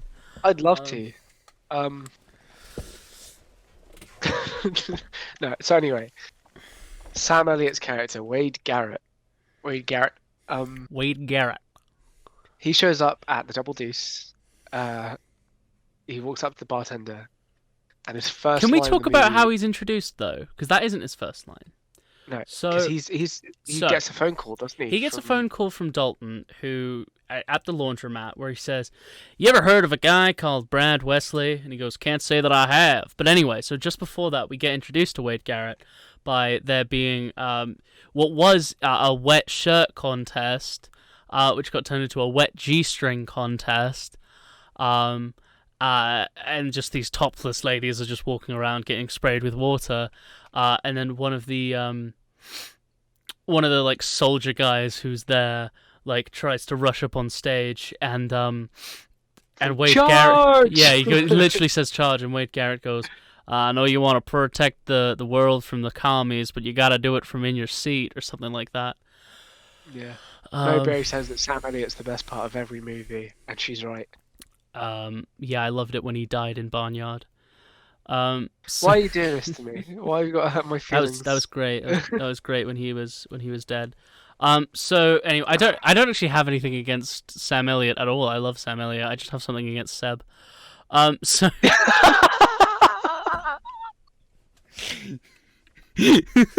Wow, thanks, Sammy. You're welcome. Also, no one's mentioned how we're the Beanie Boys today, but we are the Beanie Boys. Yeah. We're like the Beach Boys and the Beastie Boys, but we're not like shit. that at all. Yeah. Harsh lol. Yeah, I'm harsh to Seb, but it's fine. He's he's fine. Don't ask him how he is. I'll tell you, he's fine. So I only cry myself to sleep 5 of the 7 days of the week. Hydration check, everybody, because when you cry, you get dehydrated. Yeah, the other 2 I don't sleep at all. I just cry. Lol, what a pussy. So we're. So yeah, I'm sorry. My favorite. This film just brings out the inner like 13-year-old in me. Like, yeah, well, it brings out the masculine, like the toxic masculinity in all of us. Yeah, just the. So yeah, Wade Garrett shows up at the Double Deuce, and he walks up to the bar and he says, "Looking for a little runt named Dalton." And they're like, "Yeah, he's in the back." And he goes. And he's like, "Pour me a beer. I'll be back in a minute." And then in the back, they're trying to unload some alcohol, which Wesley's boys like try to smash up, and then they hold Dalton back and like start punching him in the stomach, and Wade Garrett comes out, says something, I don't know, and then one of them says a great line. He says, I think he walks out and he says, "How you doing there, small fry?" or something like that. And this guy just goes, "Shut up, Dad!" Like, obviously to say like, "Oh, you look old," but like the way that he said it, it really did sound like Wade Garrett was his actual biological father. Shut up, Dad! Like, because I mean, if you called someone Grandpa, like that's like, yo, you call them old. When you call them Dad, it's just a bit like, what? Yeah. I mean, maybe just to my ears. Oh, no, me too. I think, like, sometimes I call you Dad. I'm like, "Shut up, Dad," when you say something about... Yeah, you do that. But, like, even though I'm so much younger than you because of how old you are. All right, You yeah. old, Well, decrepit man. you're the Dalton to my Wade Garrett. Because Dalton can only be called Dalton, and Wade Garrett can only be called Wade Garrett. You And can't say James Dalton and Garrett because that just sounds wrong. and I Um, am Patrick Swayze in that I'm dead. So oh, again, sorry, this film just brings out the worst in me, but also the best. Cool. ow. So yeah, they fight. They fight off Wesley's guys for like the fourth time in this movie. Wade Sam. and Dalton like working together to just completely destroy everyone. And that's when the rest of the bodyguard and crew like come out and they're like, "What? Who's that guy? Like, who's this older guy?" And the owner's like, "That's Wade." No, Garrett." no, we've been through this. We literally went yeah. through it. Cody says Wade Garrett. Yeah. It's because the owner says like when Wade shows up at the beginning in the bar, Yeah. the owner says that You. I know who you are. I know who you Yeah. are. Yeah. In the creepiest way. Yeah. Mo Berry did not appreciate that Patrick Swayze joke at all. He's like the wind. Not alive. What? You said like the wind. Yeah. I mean, Technically not breathing.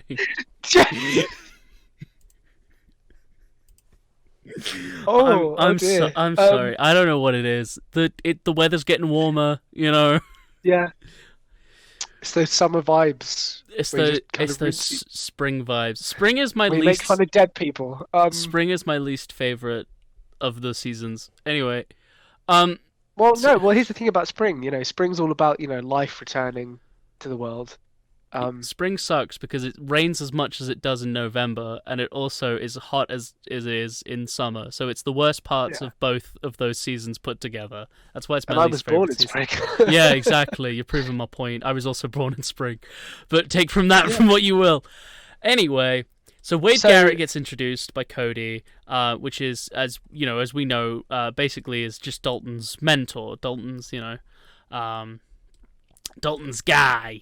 So His dude. his dude. So Wade Garrett his dude. Shut up. Wade Garrett goes, "Oh, so there's someone Dalton says to Wade Garrett, "Oh, there's someone I want you to meet," because he's trying to introduce him to the doctor. And they go and they stay like at the bar. They all drink beer out of bottles. And then he's like, and then Wade Garrett's like, "I want to dance. Let's go somewhere where we can dance." And he just gets up and leaves. Yeah, and they take him to the cafe, the diner where they had their first date. And the iconic scene where they're dancing to "All My Exes Live in Texas." Yeah, And that's why I hang my hat in Tennessee. Tennessee. That was horrid. Tell you Sorry. what, Sam Elliott's the only 10 I see. At this point, fully, when watching the film again, I could not remember if Wade just stole her from Dalton. Well, And I would not have even been mad if he did. There is that line where it's like he there is Trying to that decide line. Sorry, if I went for myself. I keep getting messages. That's all right. Yeah, that says where she goes, "Isn't this the part where you're supposed to tell me what a great guy your friend is?" And he goes, "No, this is the time where I try and steal you from myself." Yeah.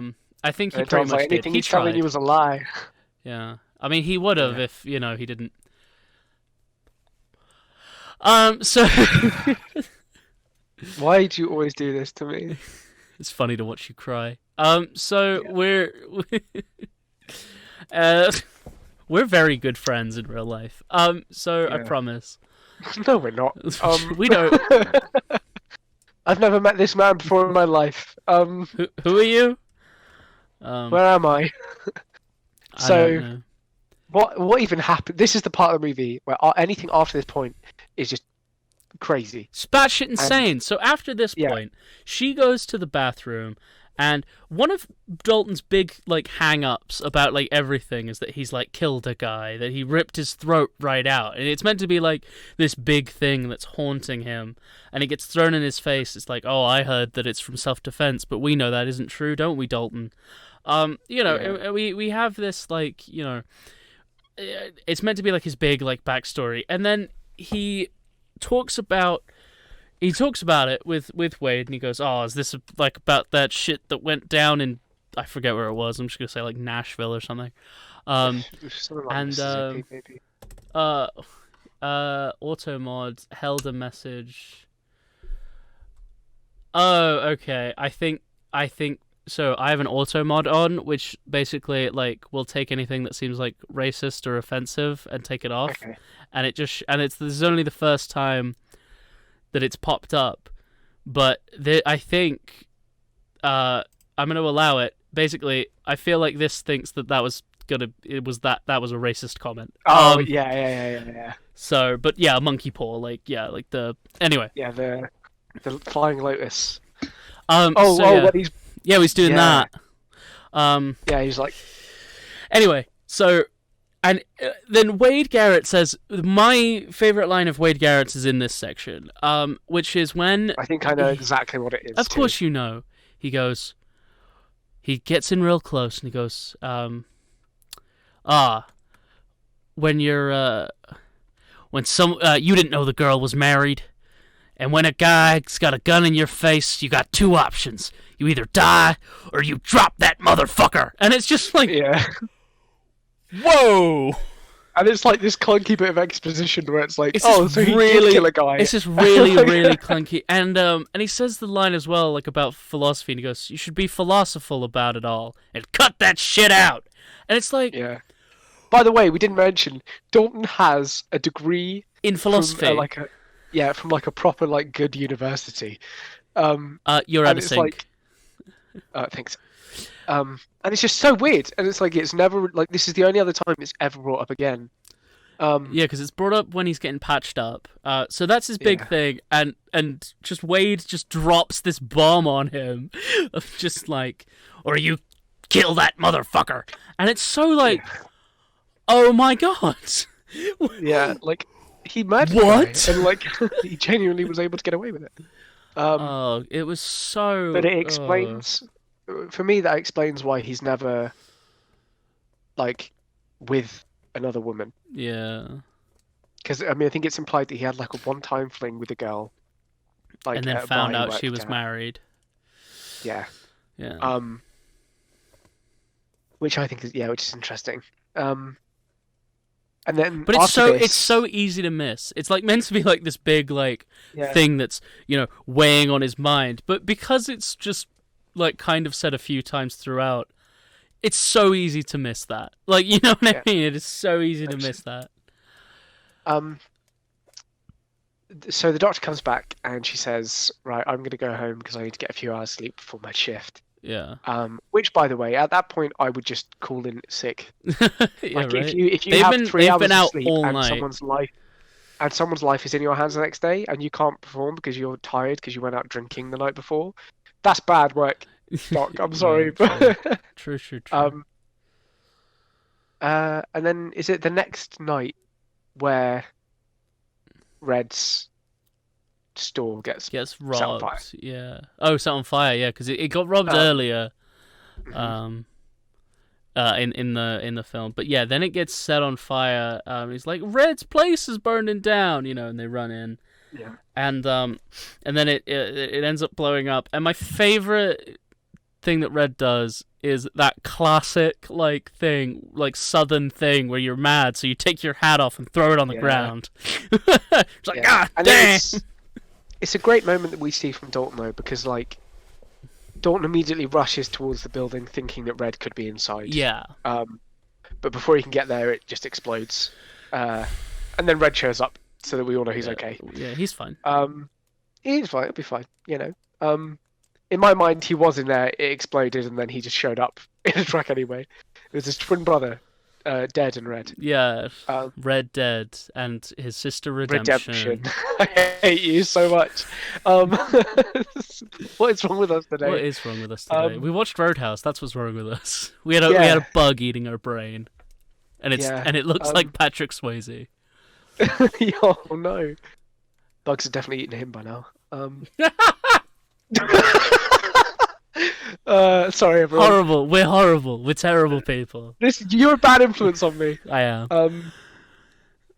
So the next day, the town, like all of the elderly guys from the town, get together in the automotive shop. No, before that's the dance sequence where Red goes into the bar after the fire because he says, "I want to buy those firemen a drink." Yes. This is where this is where Brad Wesley really, yeah. really, really shows that he is the antagonist. That he is, it's been shown throughout, and like, he's like kind of crazy or whatever. But this is the scene where it's like, this man is a psychopath. Like, he is an actual psychopath. He, and something as well we get exposition-wise is that Wesley raised Dalton's love interest, the doctor. Am I saying, or is it? Yeah, because it was. Oh no, it was Red, wasn't it? No, yeah, Red raised the doctor. No, Wesley was married to her. What? Do you not remember? We get this exposition. No. You know when she said, "I was married once, it didn't work out." Later on, he says, like, how just goes, "Oh, you know who else had a thing for the doctor? Wesley." Are you serious? I am dead ass serious. I'm sorry, but I cannot believe that. I might be completely wrong, but I know that he had a thing for her. He's like 3 times our age. Well, yeah, but so's like the other girl he's with at the time. That is true. That just might be me misinterpreting it, but No, you're probably dead on. Anyway, just while he's looking that up. You tell him about the next scene. Because they at least say that, he's like that. If they weren't married, he at least had a thing for her. That's at least been said. That has been said for definite. So anyway, this scene, Wesley goes into the double deuce, and he's like, "Well, play some music," and he's like, just sounding like, "Oh," and he keeps calling Cody Elvis. And so he starts playing some song, and like a douche. Yeah, exactly. Like, play something, Elvis. Yeah, like an absolute knob. So then he starts playing. So Cody starts playing, and then his weird like girlfriend starts like dancing, and then she starts like stripping, and everyone's like, "Ooh," and then she kisses Dalton as he takes her off the stage, gives her back to Wesley, and goes, "If you're gonna have a pet, keep it on a leash." And then Gene comes in. I think his name's Gene, the one who had the crazy one who's definitely gay, right? Anyway, You're right. You're dead on. Her uncle is Red Webster, Yeah. and her ex-husband is Brad Wesley. I can't speak. Brad Wesley. I knew I was lost right. the ability to speak. I knew I was right. Yeah, I knew I was right. Oh my gosh. Anyway. Yeah. Good job. Good job for catching that. That went right over my head. That's so weird. That makes the whole thing worse. Right? Anyway, so he then lets he starts letting like Gene start fighting all of the bouncers and stuff, and then Dalton comes in like, Yeah. This is probably for me the dumbest fight scene. Yeah, because it's so unnecessary. Yeah, and not only that, but it would make sense for Dalton, and I know they're leaving it because of the big fight scene that's going to happen, but he lets all of his clearly undertrained bodyguards take on this highly mixed martial trained- artist. Yeah. Yeah, while he just deals with the smaller goons with Yeah. Oh, and when we get a nice fight though, I do enjoy the fight between Wade and Gene. That they had that brief Yeah, moment because that's when he ties his where- hair up. Yeah, and it's just a very cool thing of like, even though Wade's older, like his experience Yeah. definitely is better than Gene's. Yeah, and then Wesley, after this fight's gone on for long enough, and it seems like Dalton's gonna lose, lets a shot off in the bar, just shoots a gun in the air. With the smallest pistol I've ever seen. tiniest It makes little the gun. loudest noise Yeah. I've ever heard. And he just goes, "That's enough," and then just leaves. And that's that of that Now fight there's a scene. bullet hole in the ceiling. Now there's a Why bullet not? hole in the ceiling. Yeah, so then that scene ends. Unless he had blanks. They all go their separate ways. Yeah, I guess that could be. So the next morning, all of the elderly town people read the guy who owns the auto parts store, No, that is Red. You're thinking about the guy who owns the the car dealership. Ford sorry. dealership, yeah. Yeah. And Or I think it also- might actually be Buick, because there's the joke where when the double deuce is really like really rough on the walls, it says "for a great fuck, cool," and then a number, and and then the owner changed it to Buick, which always makes me laugh out loud. Yeah, no, that's a good one. So yeah, the next day, all these like elderly guys, they meet up at the car dealership and talk about what they're going to do with Wesley, because they're like, someone has to do something. Like, you but- got insurance, yeah. ain't you? Like, Yeah, think or I love something like this that. line. Yeah, he's like, well, come on, you got insurance, don't you? And he's like, no, like, that's like basically Red's whole store was destroyed Yeah. by the fire.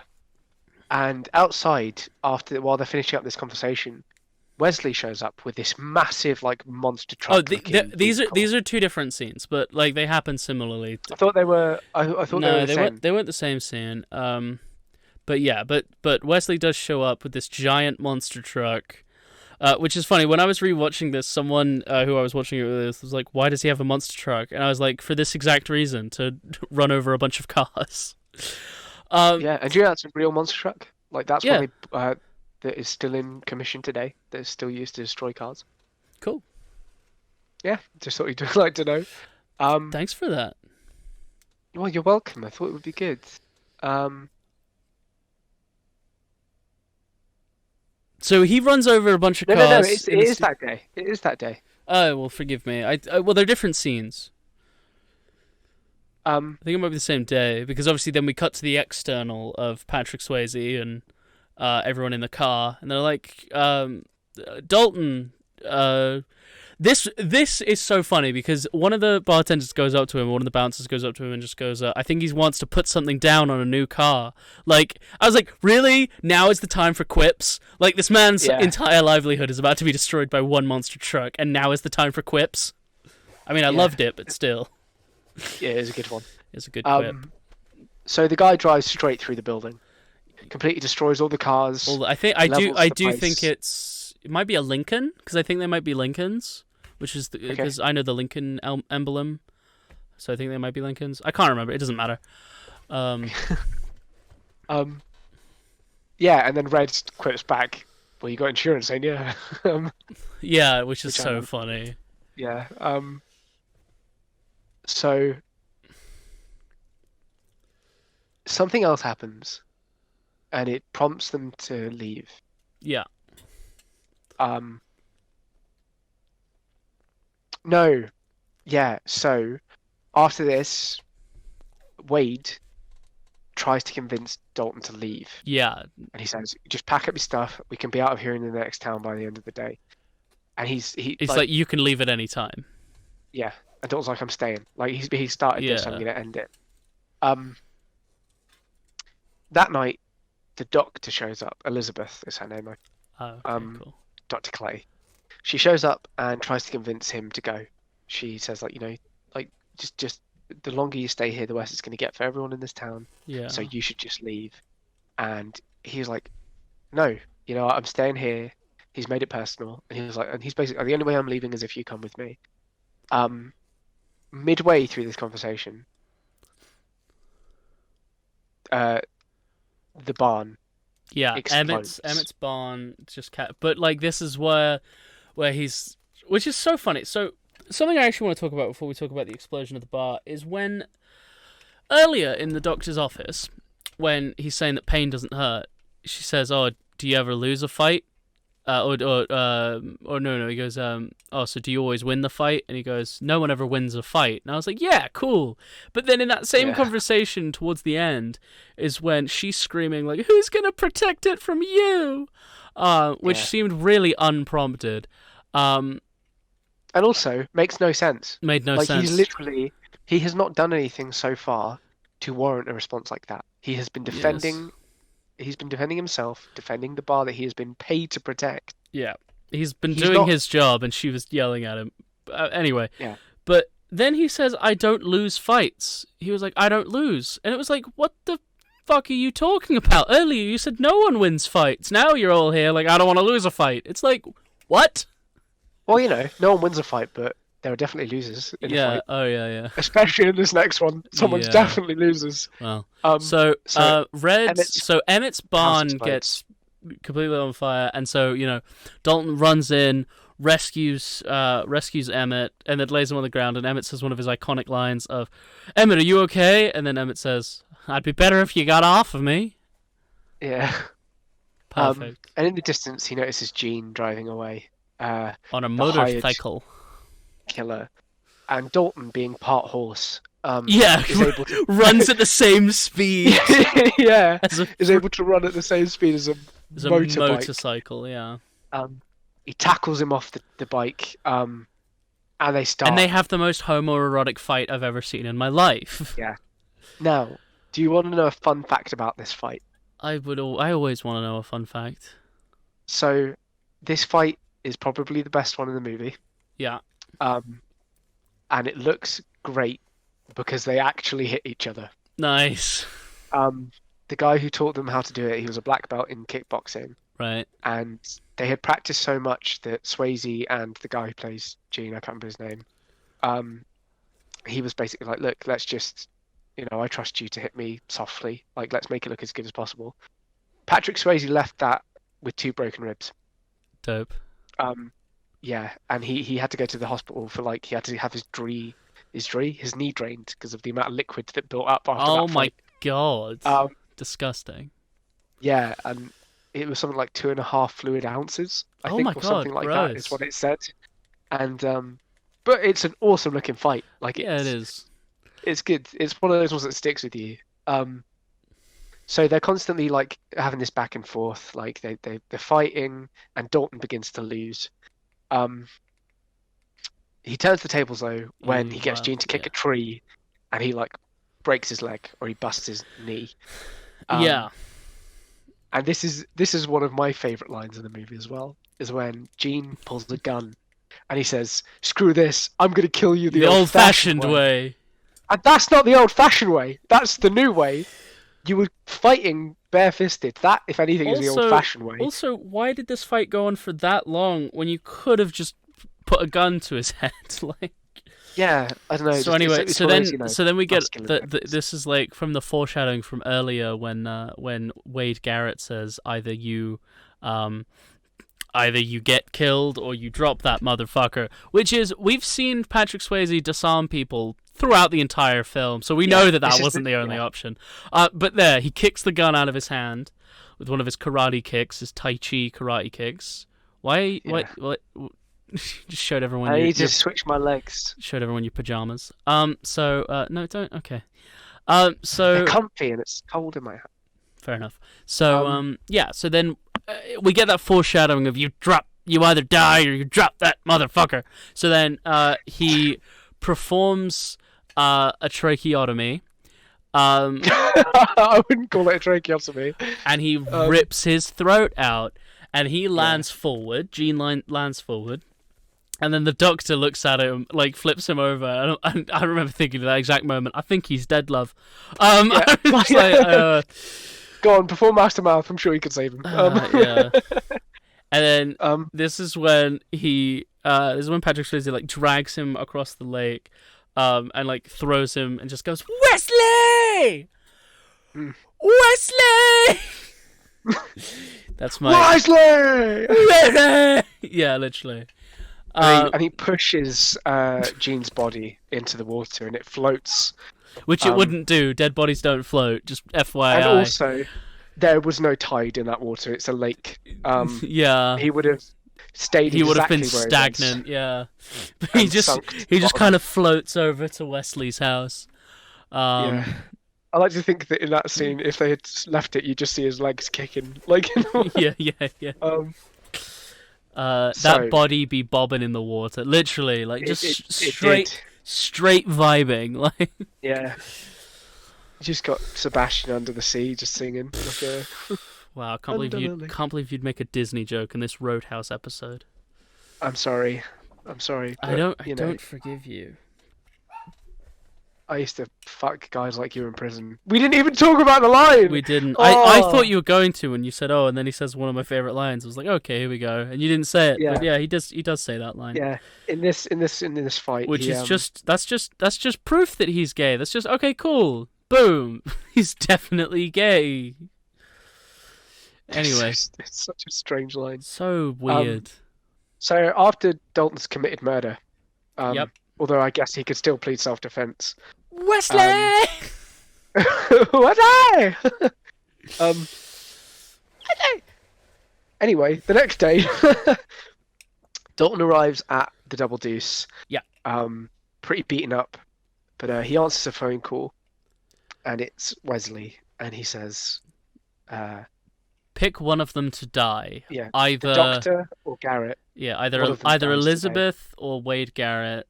Which one? And he goes, like, instead of giving it out, he's like, you stupid motherfucker. He goes, I'll just have to flip a coin. And he flips a coin, and then he hangs up. Or he goes, I sure would love to tell you how it turned out. And then obviously he hangs up. And it's strange though, because he hangs up, and immediately after he hangs up, he wouldn't have had time to give any orders.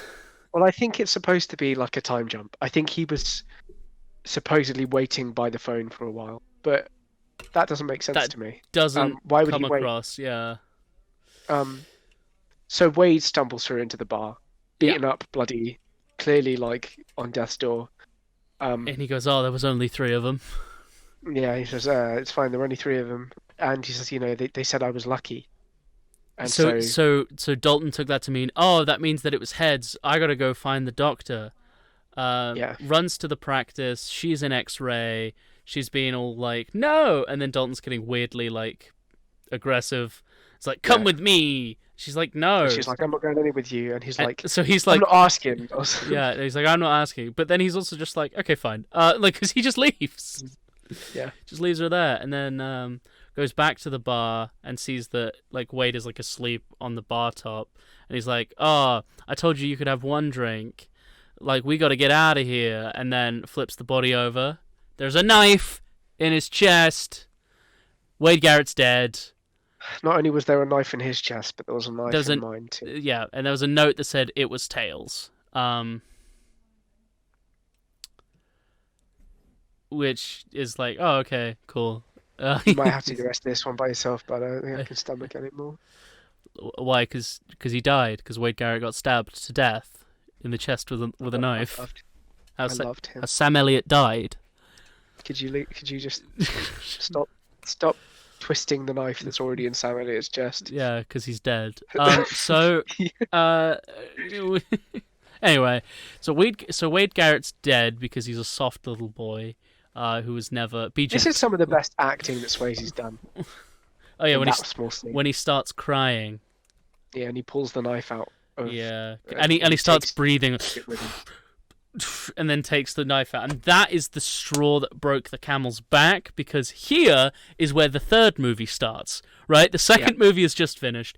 Here is where the third movie starts. Right. Patrick Swayze, Dalton, in these last 10 minutes of the film, just becomes Rambo for no reason. They both have the same first name too. Like, using the same knife, he like sticks the accelerator in his car, so the car crashes into them, and they all think he's driving it, and they're like, "Oh, find that little find that little man.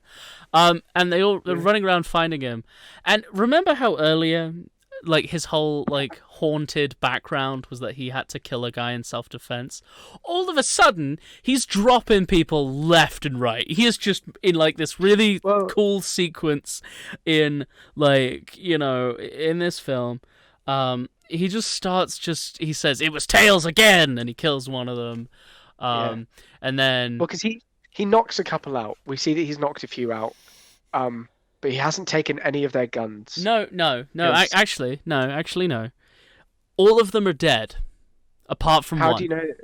How do I know? Because he says, "You took all my boys," meaning they're all dead. Also, none of them got up again to try and fight him. So they're all dead. Like, okay, I'll give it to you. So they're all dead. And then my favorite... I said this while watching it to all the people I was watching it with. This is my favorite comedic moment in cinema, and that is when... Well, I think actually what you said, and I quote, because I remember exactly what you said, "That's my favorite scene in any movie ever." Yes, I did say that. The exact words that you said to me.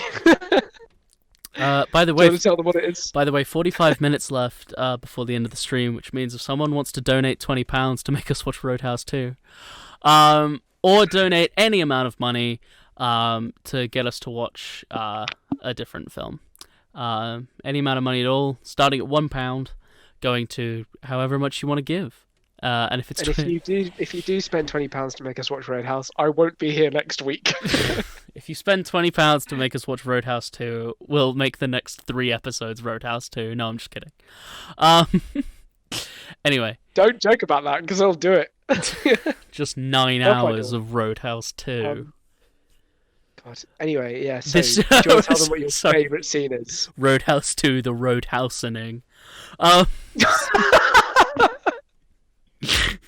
The actual tagline... That's awful. I know, I'm sorry. The actual title is Take It Outside. Roadhouse 2, Take It Outside. Is that actually, though? Yeah, no, that is... Well, the tagline is Take It Outside. Cool. So anyway, my favorite scene is when this... So in this giant room of taxidermied animals, there is this giant polar bear. As well, you know, polar bears are supposed to be. It's this life-size polar bear, like on wheels for some reason, which is just inching towards Tiny, who every time he could have so easily stepped to the left. He could have stepped to the left or right, because this thing was tall, but it was quite narrow. He could have moved out of the way. But instead, he starts opening fire on this fucking polar bear. And then it hits him, and we're supposed to believe that he's dead, because of what Brad Wesley says later on, where he says, you took all my boys, right? So that was, you know... Prinique says Roadhouse 3, I know, I saw Tokyo Drift. I prefer the Roadhousening. 2 road, 2 house. I wish that any of those sequels. I wish that all films were named like the Fast and the Furious franchise. Just I do too. The Fast and the Furious 2. So Roadhouse 2 road 2 house. Roadhouse 3 Tokyo Drift. Yes. And then just House 6. House 6, yeah, exactly. One of them's just called House. One of them's just called Road. Road and House. The road in the house. Anyway, so the polar bear falls on him, and we're supposed to believe that he's dead. So in canon, Brad Wesley, fasten your roadhouses. I hate it. Go away. Anyway, like fasten your seatbelts. The pun is too deep. So in canon, we're supposed to believe... Yeah, we are shown that he isn't dead. I know that, and I have this conversation every time when someone brings that. It's like, no, he isn't dead. I'm like, I know he's not dead. But people believe, including Brad Wesley, that he's dead. So that means that the intention is we as the audience are also supposed to believe that he's dead until it's meant to be a twist reveal that he's not dead. I know he's not dead. You're basing all this off the fact that Wesley could mean that Wesley saying you took all my boys means that he means you've killed all my boys. What if he just means you managed to take them all out? Like, even No, if that just means taking them out. because he said, "Is this because I took Wade? You took Gene. Hell, you took all my boys." Okay. So yeah, no, took that's does fair. mean I'll dead. give you that. Again, I've seen this film a million times. Don't try and... You've outplayed me. You've outplayed me.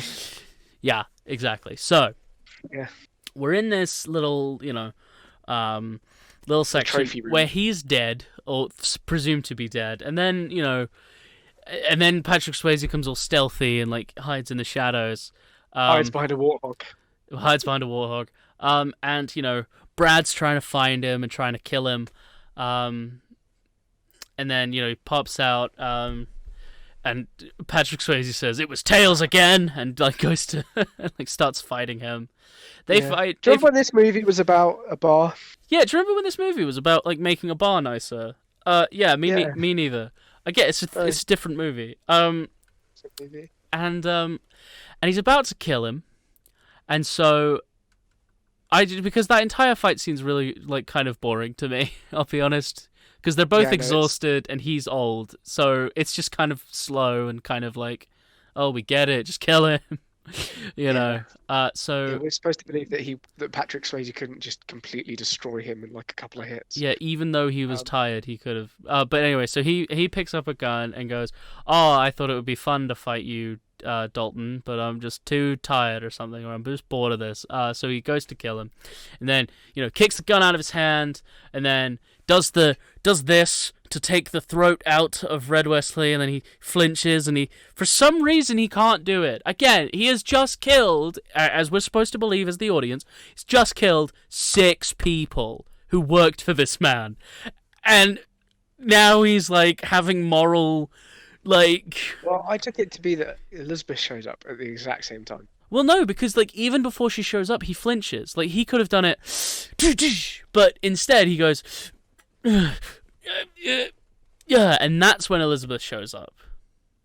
So, you've just killed so many people. Yeah. What is your reservation? My thing for it would be is because he doesn't have a gun hydration anymore. check. He's old. Hydration check. There wouldn't be a point to kill him. Because someone needs to take the fall for everything that's happened, and it makes sense. Oh no, because they can't, because we find out because earlier the police is on his sheriff. payroll. Yeah. What is this movie? What I don't is this understand movie? No what's one happened. So then what happens is, So Dalton refuses to kill him. Yeah. And he gets up and walks towards Elizabeth. And he pulls, and Wesley produces the same gun. He picks it up from the floor. And, Dalton's about to get shot. And then all of a sudden, just before he pulls the trigger, a giant hole appears in Wesley's chest. And we see that it's, the guy who owned the dealership. And then another shot, and it's Red. And then 2 more shots from 2 other guys who, I'll be honest, I don't know who they are. It's Emmett. the car Emmett. Guy, Red, Emmett, and the guy who owns Double Deuce. Yes, of course it is, isn't it? And he goes, "This is our town now," or something like that. Yeah. So he shoots. So they all shoot him. All 4 of them shoot him. He should have died in that first hit. He took 4 shotgun shots. He took 4 shotgun shots, and like he kept like wandering around like he wasn't dead, and they just kept shooting him. So anyway, and he kept turning to the people that were going to shoot him. Yeah, like a pinball machine. Yeah. So then he finally gets shot. And he falls to the ground, goes through his coffee table. And then Red takes all of the guns and then must just go around the corner, puts them down, and then comes back again. Because the sheriff walks in and is like, "What's going on here?" And then they all just look at each other and go, "Which one of you is going to tell me what happened here?" And I didn't see anything. Says, "I didn't see anything. What about you, Red?" "I didn't see anything. What about you, Emmett?" "Nah, me neither." And it's like, this is comical at this point. Yeah, it's so funny because the sheriff would have been like, "Well, I know that you all killed him. I could just look round the corner and find guns." Like, but then he's not getting paid anymore. Then Tiny wakes up and is like, "Oh, I could rat everybody out." But then he said, "Did you see anything, Tiny?" And he goes, "A polar bear fell on me." And then the comedy music starts. And then the comedy music starts. score that's comedic begins, and it's So, like, oh, the connection to Camp Nowhere okay, is a taxidermied bear falling over and ruining plans. that's really good. That's genius. That's what my dad found That's out, because really the good. polar bear falls on Tiny, and the regular grizzly bear falls over and like takes out, you know, a bunch of the stuff that they had set up in Camp Nowhere. So there you go. Your dad's really smart. That's really good. Don't compliment my dad. Hey, I'll compliment him as much as I like. You leave him out of this. No, I'm just kidding. So yeah, so Hey, you talk about my mum all the time. I can talk about your dad whenever I like. hey, look, I'm just saying, Tess is great. So Thank you for telling everyone my mum's name. I could have been making it up. So, No, yeah, I just put my foot in it. So that's how the movie ends. so that's how the movie, and then Patrick Swayze goes skinny dipping with the Doctor in the end of it. And then the In film the same just lake ends. that he killed that guy In the same lake that he killed the guy in. I would have paid so much money if they were doing that. Like that was the last scene, and then his body just Yeah, resurfaced. by. Yeah. And that's how the movie ends. The credit rolls. Absolutely insane film. How many bowling pins out of 10 would you give this movie? See, that's an issue, because I watched this film, because like I said, I'm a film student, so a lot of, because blatant boobies. Yeah. So, 12 pins out of 10. yeah. So, there's apparently 7 people in chat, so what does everybody think? What's everyone, voting this out of 10? So, I know what I'd give it. see, there's an issue here, because like I said, it is my favorite bad film. So, I think this podcast to me is about personal reactions, like to our personal it's experience. because I watched this film with my flatmates, and like I said, I live in a house of film students, and one of my flatmates said 1.5 stars out of 5, right? That guy's an idiot. But that's based on and that's my issue with film students mostly. Like, calling myself out here, but I think this is where I'm the minority. It's that I love shitty films. They're my bread and butter. Like, I absolutely love like out of place, poorly budgeted, terribly edited, badly acted. Like, I love those so much. This movie isn't even badly acted, though. Um, Swayze does a pretty good job. Swayze Sam did a good Elliott's always job. good. I mean, Sam Elliott was It's just trash, the rest but of you know. them. I will throw I know. you through a window. I know. I'll rip your throat out, Sammy. You'll give me a tracheotomy. Yeah. Yeah. So for that reason, like, it's always a 10 out of 10 for me. Like, do I think it's a good film? No. Like, So you'd give it a strike. do I think? Oh, shut up. Do I think that it should have won an Oscar? No. But there is a difference between good bad films and bad films, because bad films, like Suicide Squad, for example, I can't enjoy that because there's way too much budget and there's no charm there. But a bad film is like, oh, it looked like the budget ran out, so they had to improvise, and like, but like, obviously Suicide Squad was a disappointment because of how much money went into it and all that. So, so there's a difference between good bad films and bad films. So, and like I said, I can watch this film 1,000,000 times over. So, for that reason, it has to be a strike for me. But if I was being objective and I was talking about technique and story writing and dialogue and stuff like that, it would be like a 4. But Really? yeah, no, it would. I'd give it, like, if I'm objectively a if I'm 6. looking that objectively at it, it would have to be a 4, because like I said about the disc, because it's inconsistent. The dialogue feels very forced and expositional. His backstory made very little sense. So for that reason only is why it would be a 4. It's just because it's mad inconsistent, and like, and also there are a lot of editing mistakes which I haven't talked about. But there's a scene where when he's about to put the guy's head through the through the table, he's already got blood on his face before he hits the table. Because obviously there's the other one too, where he disarms the knife from a guy, and then the next shot is him disarming the same knife. Yeah. Yeah. So so there's a lot of there's a lot of continuity errors. So that's why, you know, objectively it's a 4, but it being. But like, I'm not talking about it being a good film. I'm talking about being entertaining. Entertaining. It has to be a strike for me. That's okay.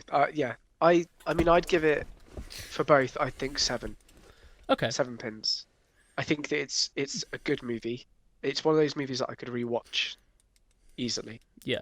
You know, it's not something that I would sit down and be like, guys, you have to watch this movie because it's like amazing. See that is what I do. You have to watch this movie. It's ridiculous. Because it's like out there. Sorry, my dogs are barking, so if you can hear that, I apologize. No, that's fine. And I agree with that, which 7 because of Roadhouse and a 10 for Sam Elliott. Well, of course I think 5 of my 7 is Sam Elliott. Amazing.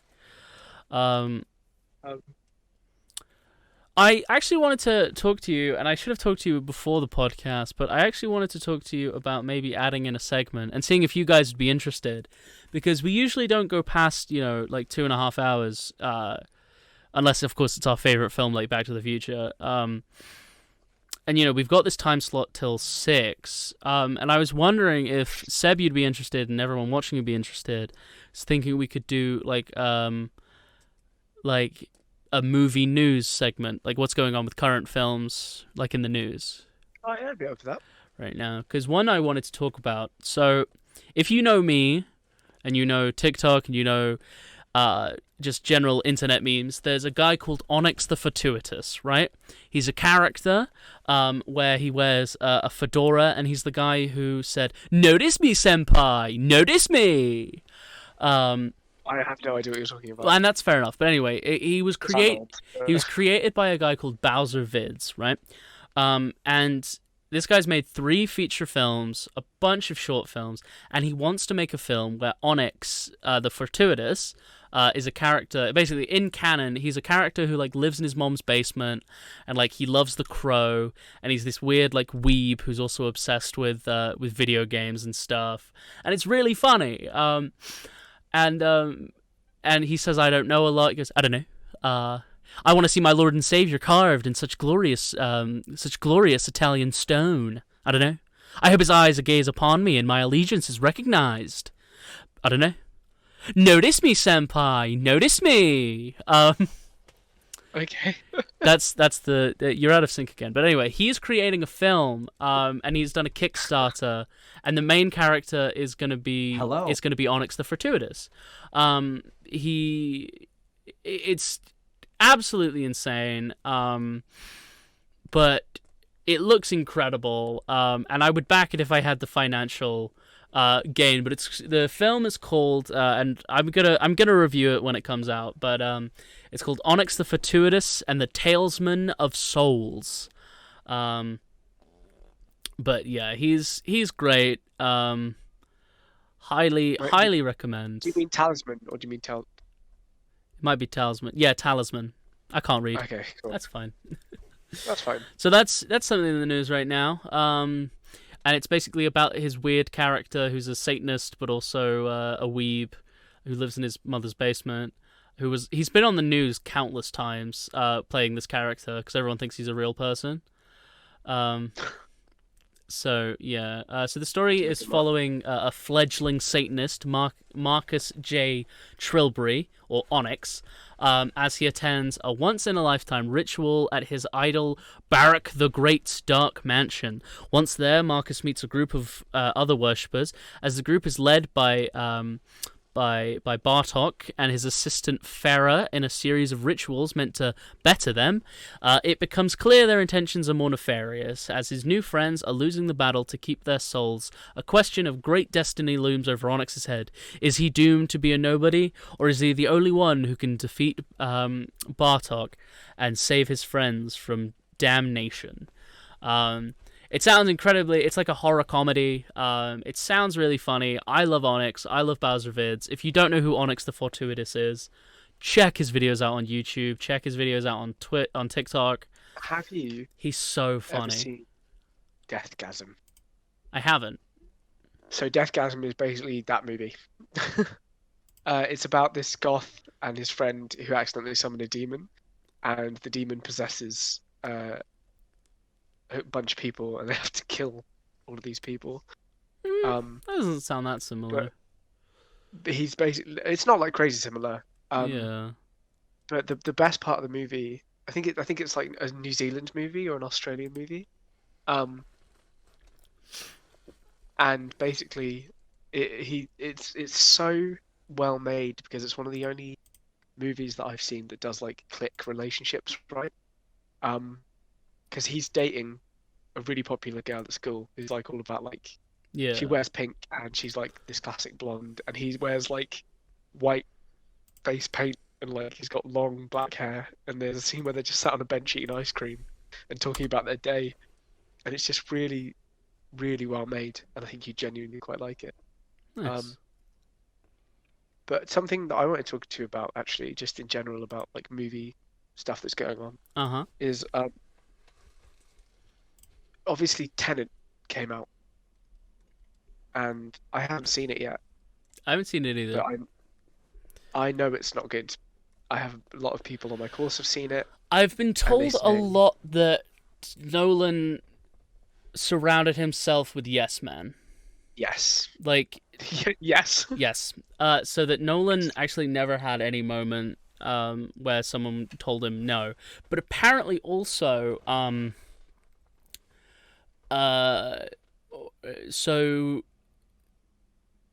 wow. Head empty, no thoughts.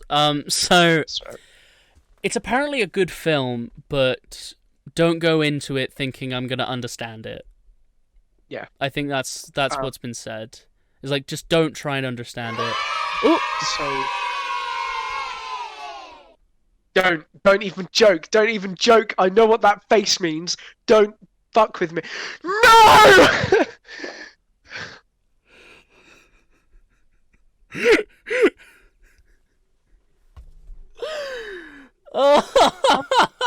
Why would you do that?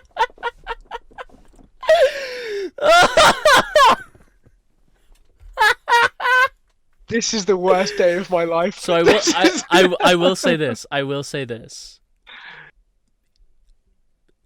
They said Roadhouse 2, JK, Beetlejuice. So because you said just kidding, we don't have to watch it. We will. I think next week we should do Roadhouse 2. No, I don't want to. That's fair. I don't want to. It'll be on the list. I say we'll put Roadhouse 2 on the list, but it's not going to be next week because I think we need a tiny little break from Roadhouse. I think let's have a Beetlejuice next week. So saying it now. Beetlejuice next week, but Roadhouse 2 maybe the week after. I think that's fair. I think that's fair. fair. She did it. She followed the rules. No, just someday. Okay, cool. Okay. We should get out of the way. Yeah. I'm crying. Yeah, right. That's the so biggest. Funny. That is middle so finger. funny. I see. Here's the thing. I knew though, because I knew that it was probably gonna happen. Oh, that's so ridiculous. Mo Berry literally just said I used to fuck girls like you in prison. I'm kidding. I'm fully joking. Uncomfy. Yeah. No, that was a throat rip. Mo Berry just ripped our throats out. Honestly, fucking just absolutely. Because here's the thing, guys. I only need 2 more followers to reach affiliate, and I'm really struggling for some reason to get those last 2 followers. So, tell your friends. Tell your friends about the podcast. I can't believe that that's happened. I can't believe it's happened either. That's insane. Jesus Christ. Well, thank you so much for your donation. Yeah, thank you. Oh, I've lost the ability to no, speak. me too. I'm absolutely astonished. I was so happy about to they really Woke up, yeah, really woke up and chose violence. weird I monkey cannot paw believe as you've well. done this. No, me neither. Okay. Oh boy. We made a promise and we have to keep it. We've made a promise. We have to talk about Roadhouse 2.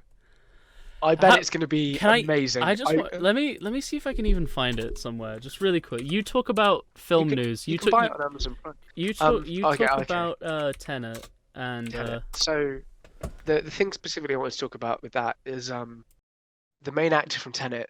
I think his name's David Grover Washington Jr. He was in BlacKkKlansman, which is an incredible movie. And if absolutely you haven't seen incredible in BlacKkKlansman. Yeah, that movie should have won a lot more awards than it did. So his performance in Tenet was obviously extremely overshadowed by the effects, the bad writing. But last week, a movie came out called I've completely forgotten the name. I think it's Marnie and Maurice, maybe. No, that's not the name of the movie. Malcolm and Marie, that he's in with Zendaya, and that movie is going to win a lot of awards. They filmed it during lockdown, and it's one of those movies where it really beautifully shows like complex relationships. And the reason why I wanted to talk about it is because no one's talking about it. Like, I talked about this with my master's class, and everyone is talking about Tenet and the fact that it's not very good and like these kind of things, but no one is talking about his performance specifically in this movie. I don't know why that is. So I will say this. I will. Malcolm and Marie is insane. That does sound very cool. And thank you, because I hadn't heard of that, and I'm a film student, you know. So I will. It's definitely one to watch, man. So I will say this. I'm gonna have the Discord set up by the time we watch Roadhouse 2, because you have to buy it as a DVD, so you can't even just buy the video. You have to buy it as a DVD. Yeah. So but I said I'd do it. It's on so like YouTube, right? I'll have a snoop around, but as far as I'm aware, you can only buy a DVD, and you can't actually. Is Roadhouse 2 on Netflix? I don't. There's no way. There's no way. There's no way that Roadhouse is not on Netflix, but Roadhouse 2 is. It might be on American Netflix actually, but basically what I'm saying is I'll have the Discord set up by then, so we can actually have a watch party. You know, so then we can all watch it together in the same Discord. So yeah, so that'll be. Oh, Malcolm and Marie is on Netflix. I really thought you meant Roadhouse 2. Really thought you meant Roadhouse 2. I was so like, no, it isn't. Shut up. But yeah, let me check American Netflix. You keep talking about the film you were talking about. Malcolm Marie. Yeah, well, it's just I think for me, it's. Hello. All right. It says that my kilobits are back to 500. So are we back? Oh. Yeah, looks like we are. Are we back? Yes, we are. I'm just gonna put refresh in the chat.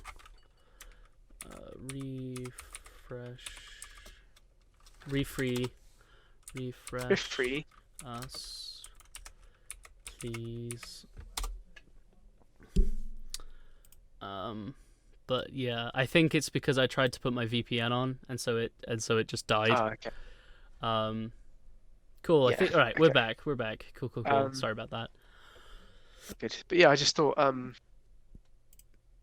because from an acting standpoint, like, they give some of the best performances I've seen in a very long time. in any movie. Nice. And I think you'd really like, because it was all shot by like a really small group of people on one location during lockdown, and I think you'd appreciate it from a filmmaker's point of view too.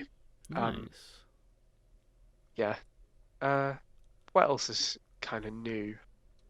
There's obviously a lot of movies and things are restarting production. Yeah, you know, a lot of, and I know this is TV, so forgive me, but it's cinematic. Have you been watching WandaVision? Of course, I've been watching WandaVision. This will not be spoilers. We will not spoil this because I don't want anyone to leave if they haven't seen it. All I will say, highly recommend.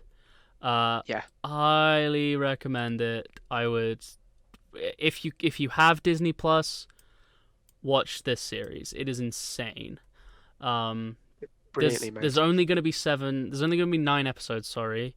So there's only going to be 2 more episodes, and then you can binge the whole thing. So in 2 weeks' time, you can binge the entire series. It's very, I mean, you very could good. watch it like a film. You could watch it like a an film. 8-hour film. Yeah. Yeah, exactly. Yeah. So Yeah. it's gonna be something I'm worried about though.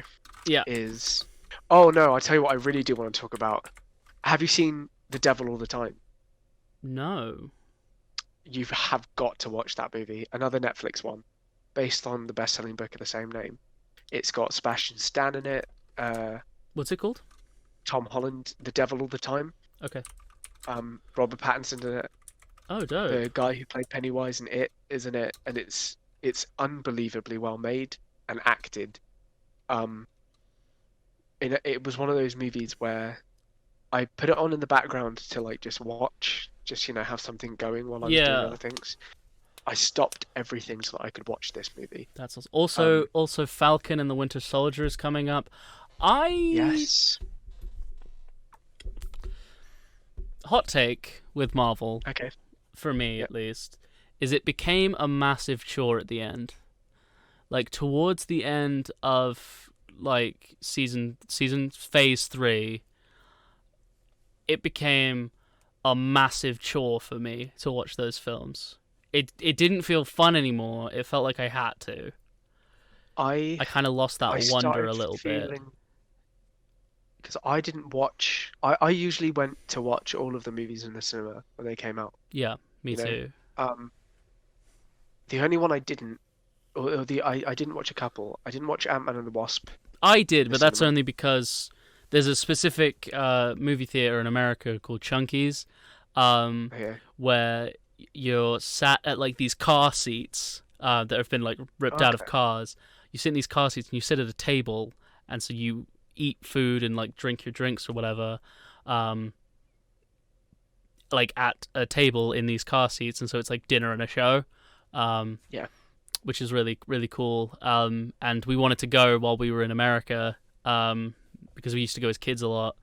We haven't been in a while, and because I'm a vegetarian, my sister's a vegan, but they recently added a vegan option, and so we went there to have the vegan option and to watch a film, and we were just watching our film that like was on that we were mildly interested in, and the only one that we were mildly, because we weren't really going for the film, we were going for the experience of sitting at these car seats eating this cheap food. I thought you were going to say we went to see it because they released ants and wasps during the film. No. So we only went to because it was Chunky's and it was the only film we were even mildly interested in.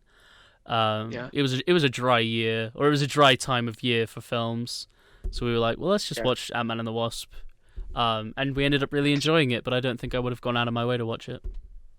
Oh, and I didn't watch Captain Marvel either. I didn't either in the cinema because no one invited me, and it's not a film that I would have been like, let's all go watch Captain Marvel. Like you know what I mean?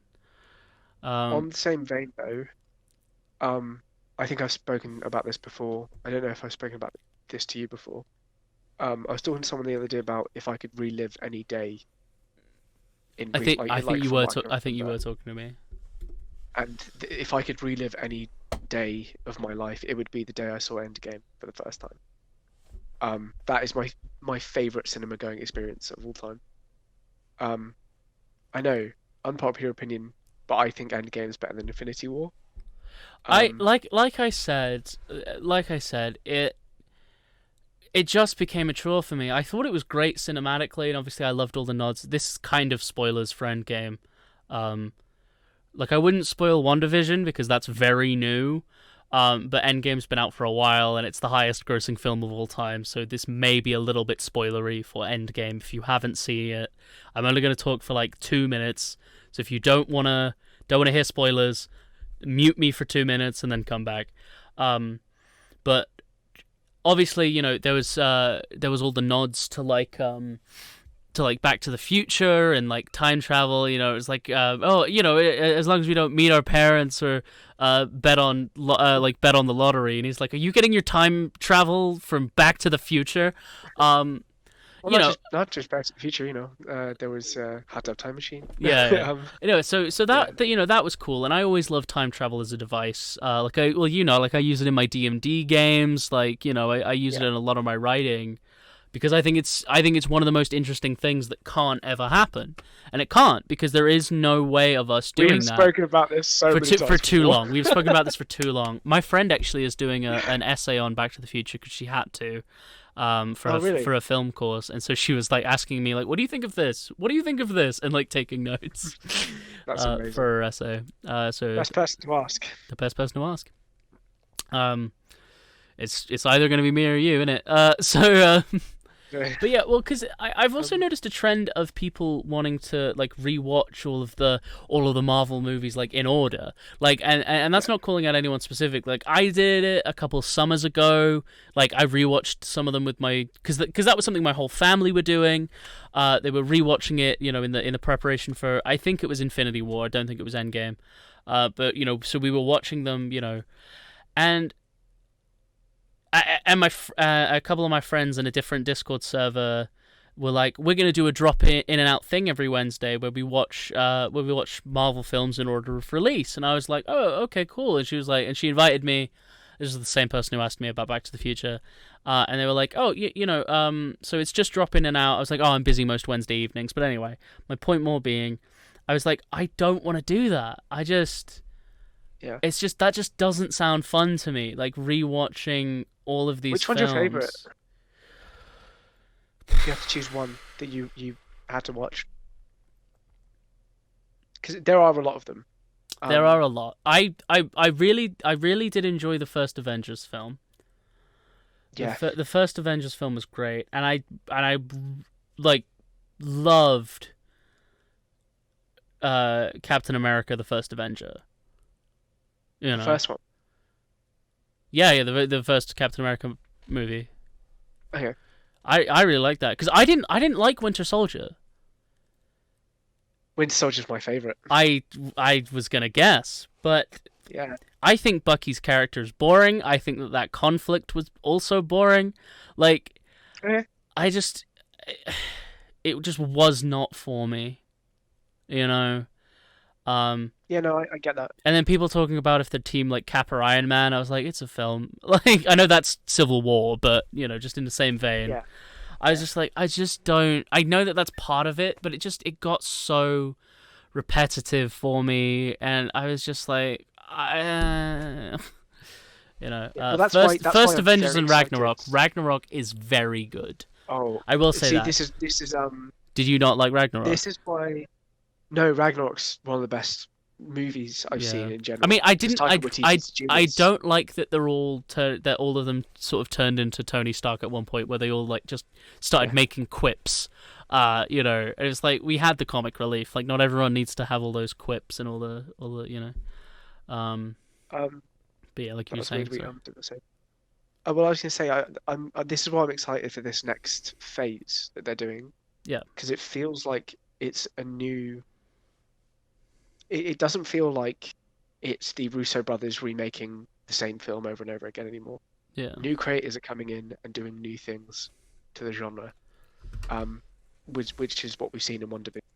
Yeah. So I'm excited to see if they can continue on this momentum. But if they can't, then I'm probably not going to stick around for much longer. Yeah. Like I remember going to see Iron Man in the cinema with my dad. Yeah. One of my first cinema going experiences I can remember.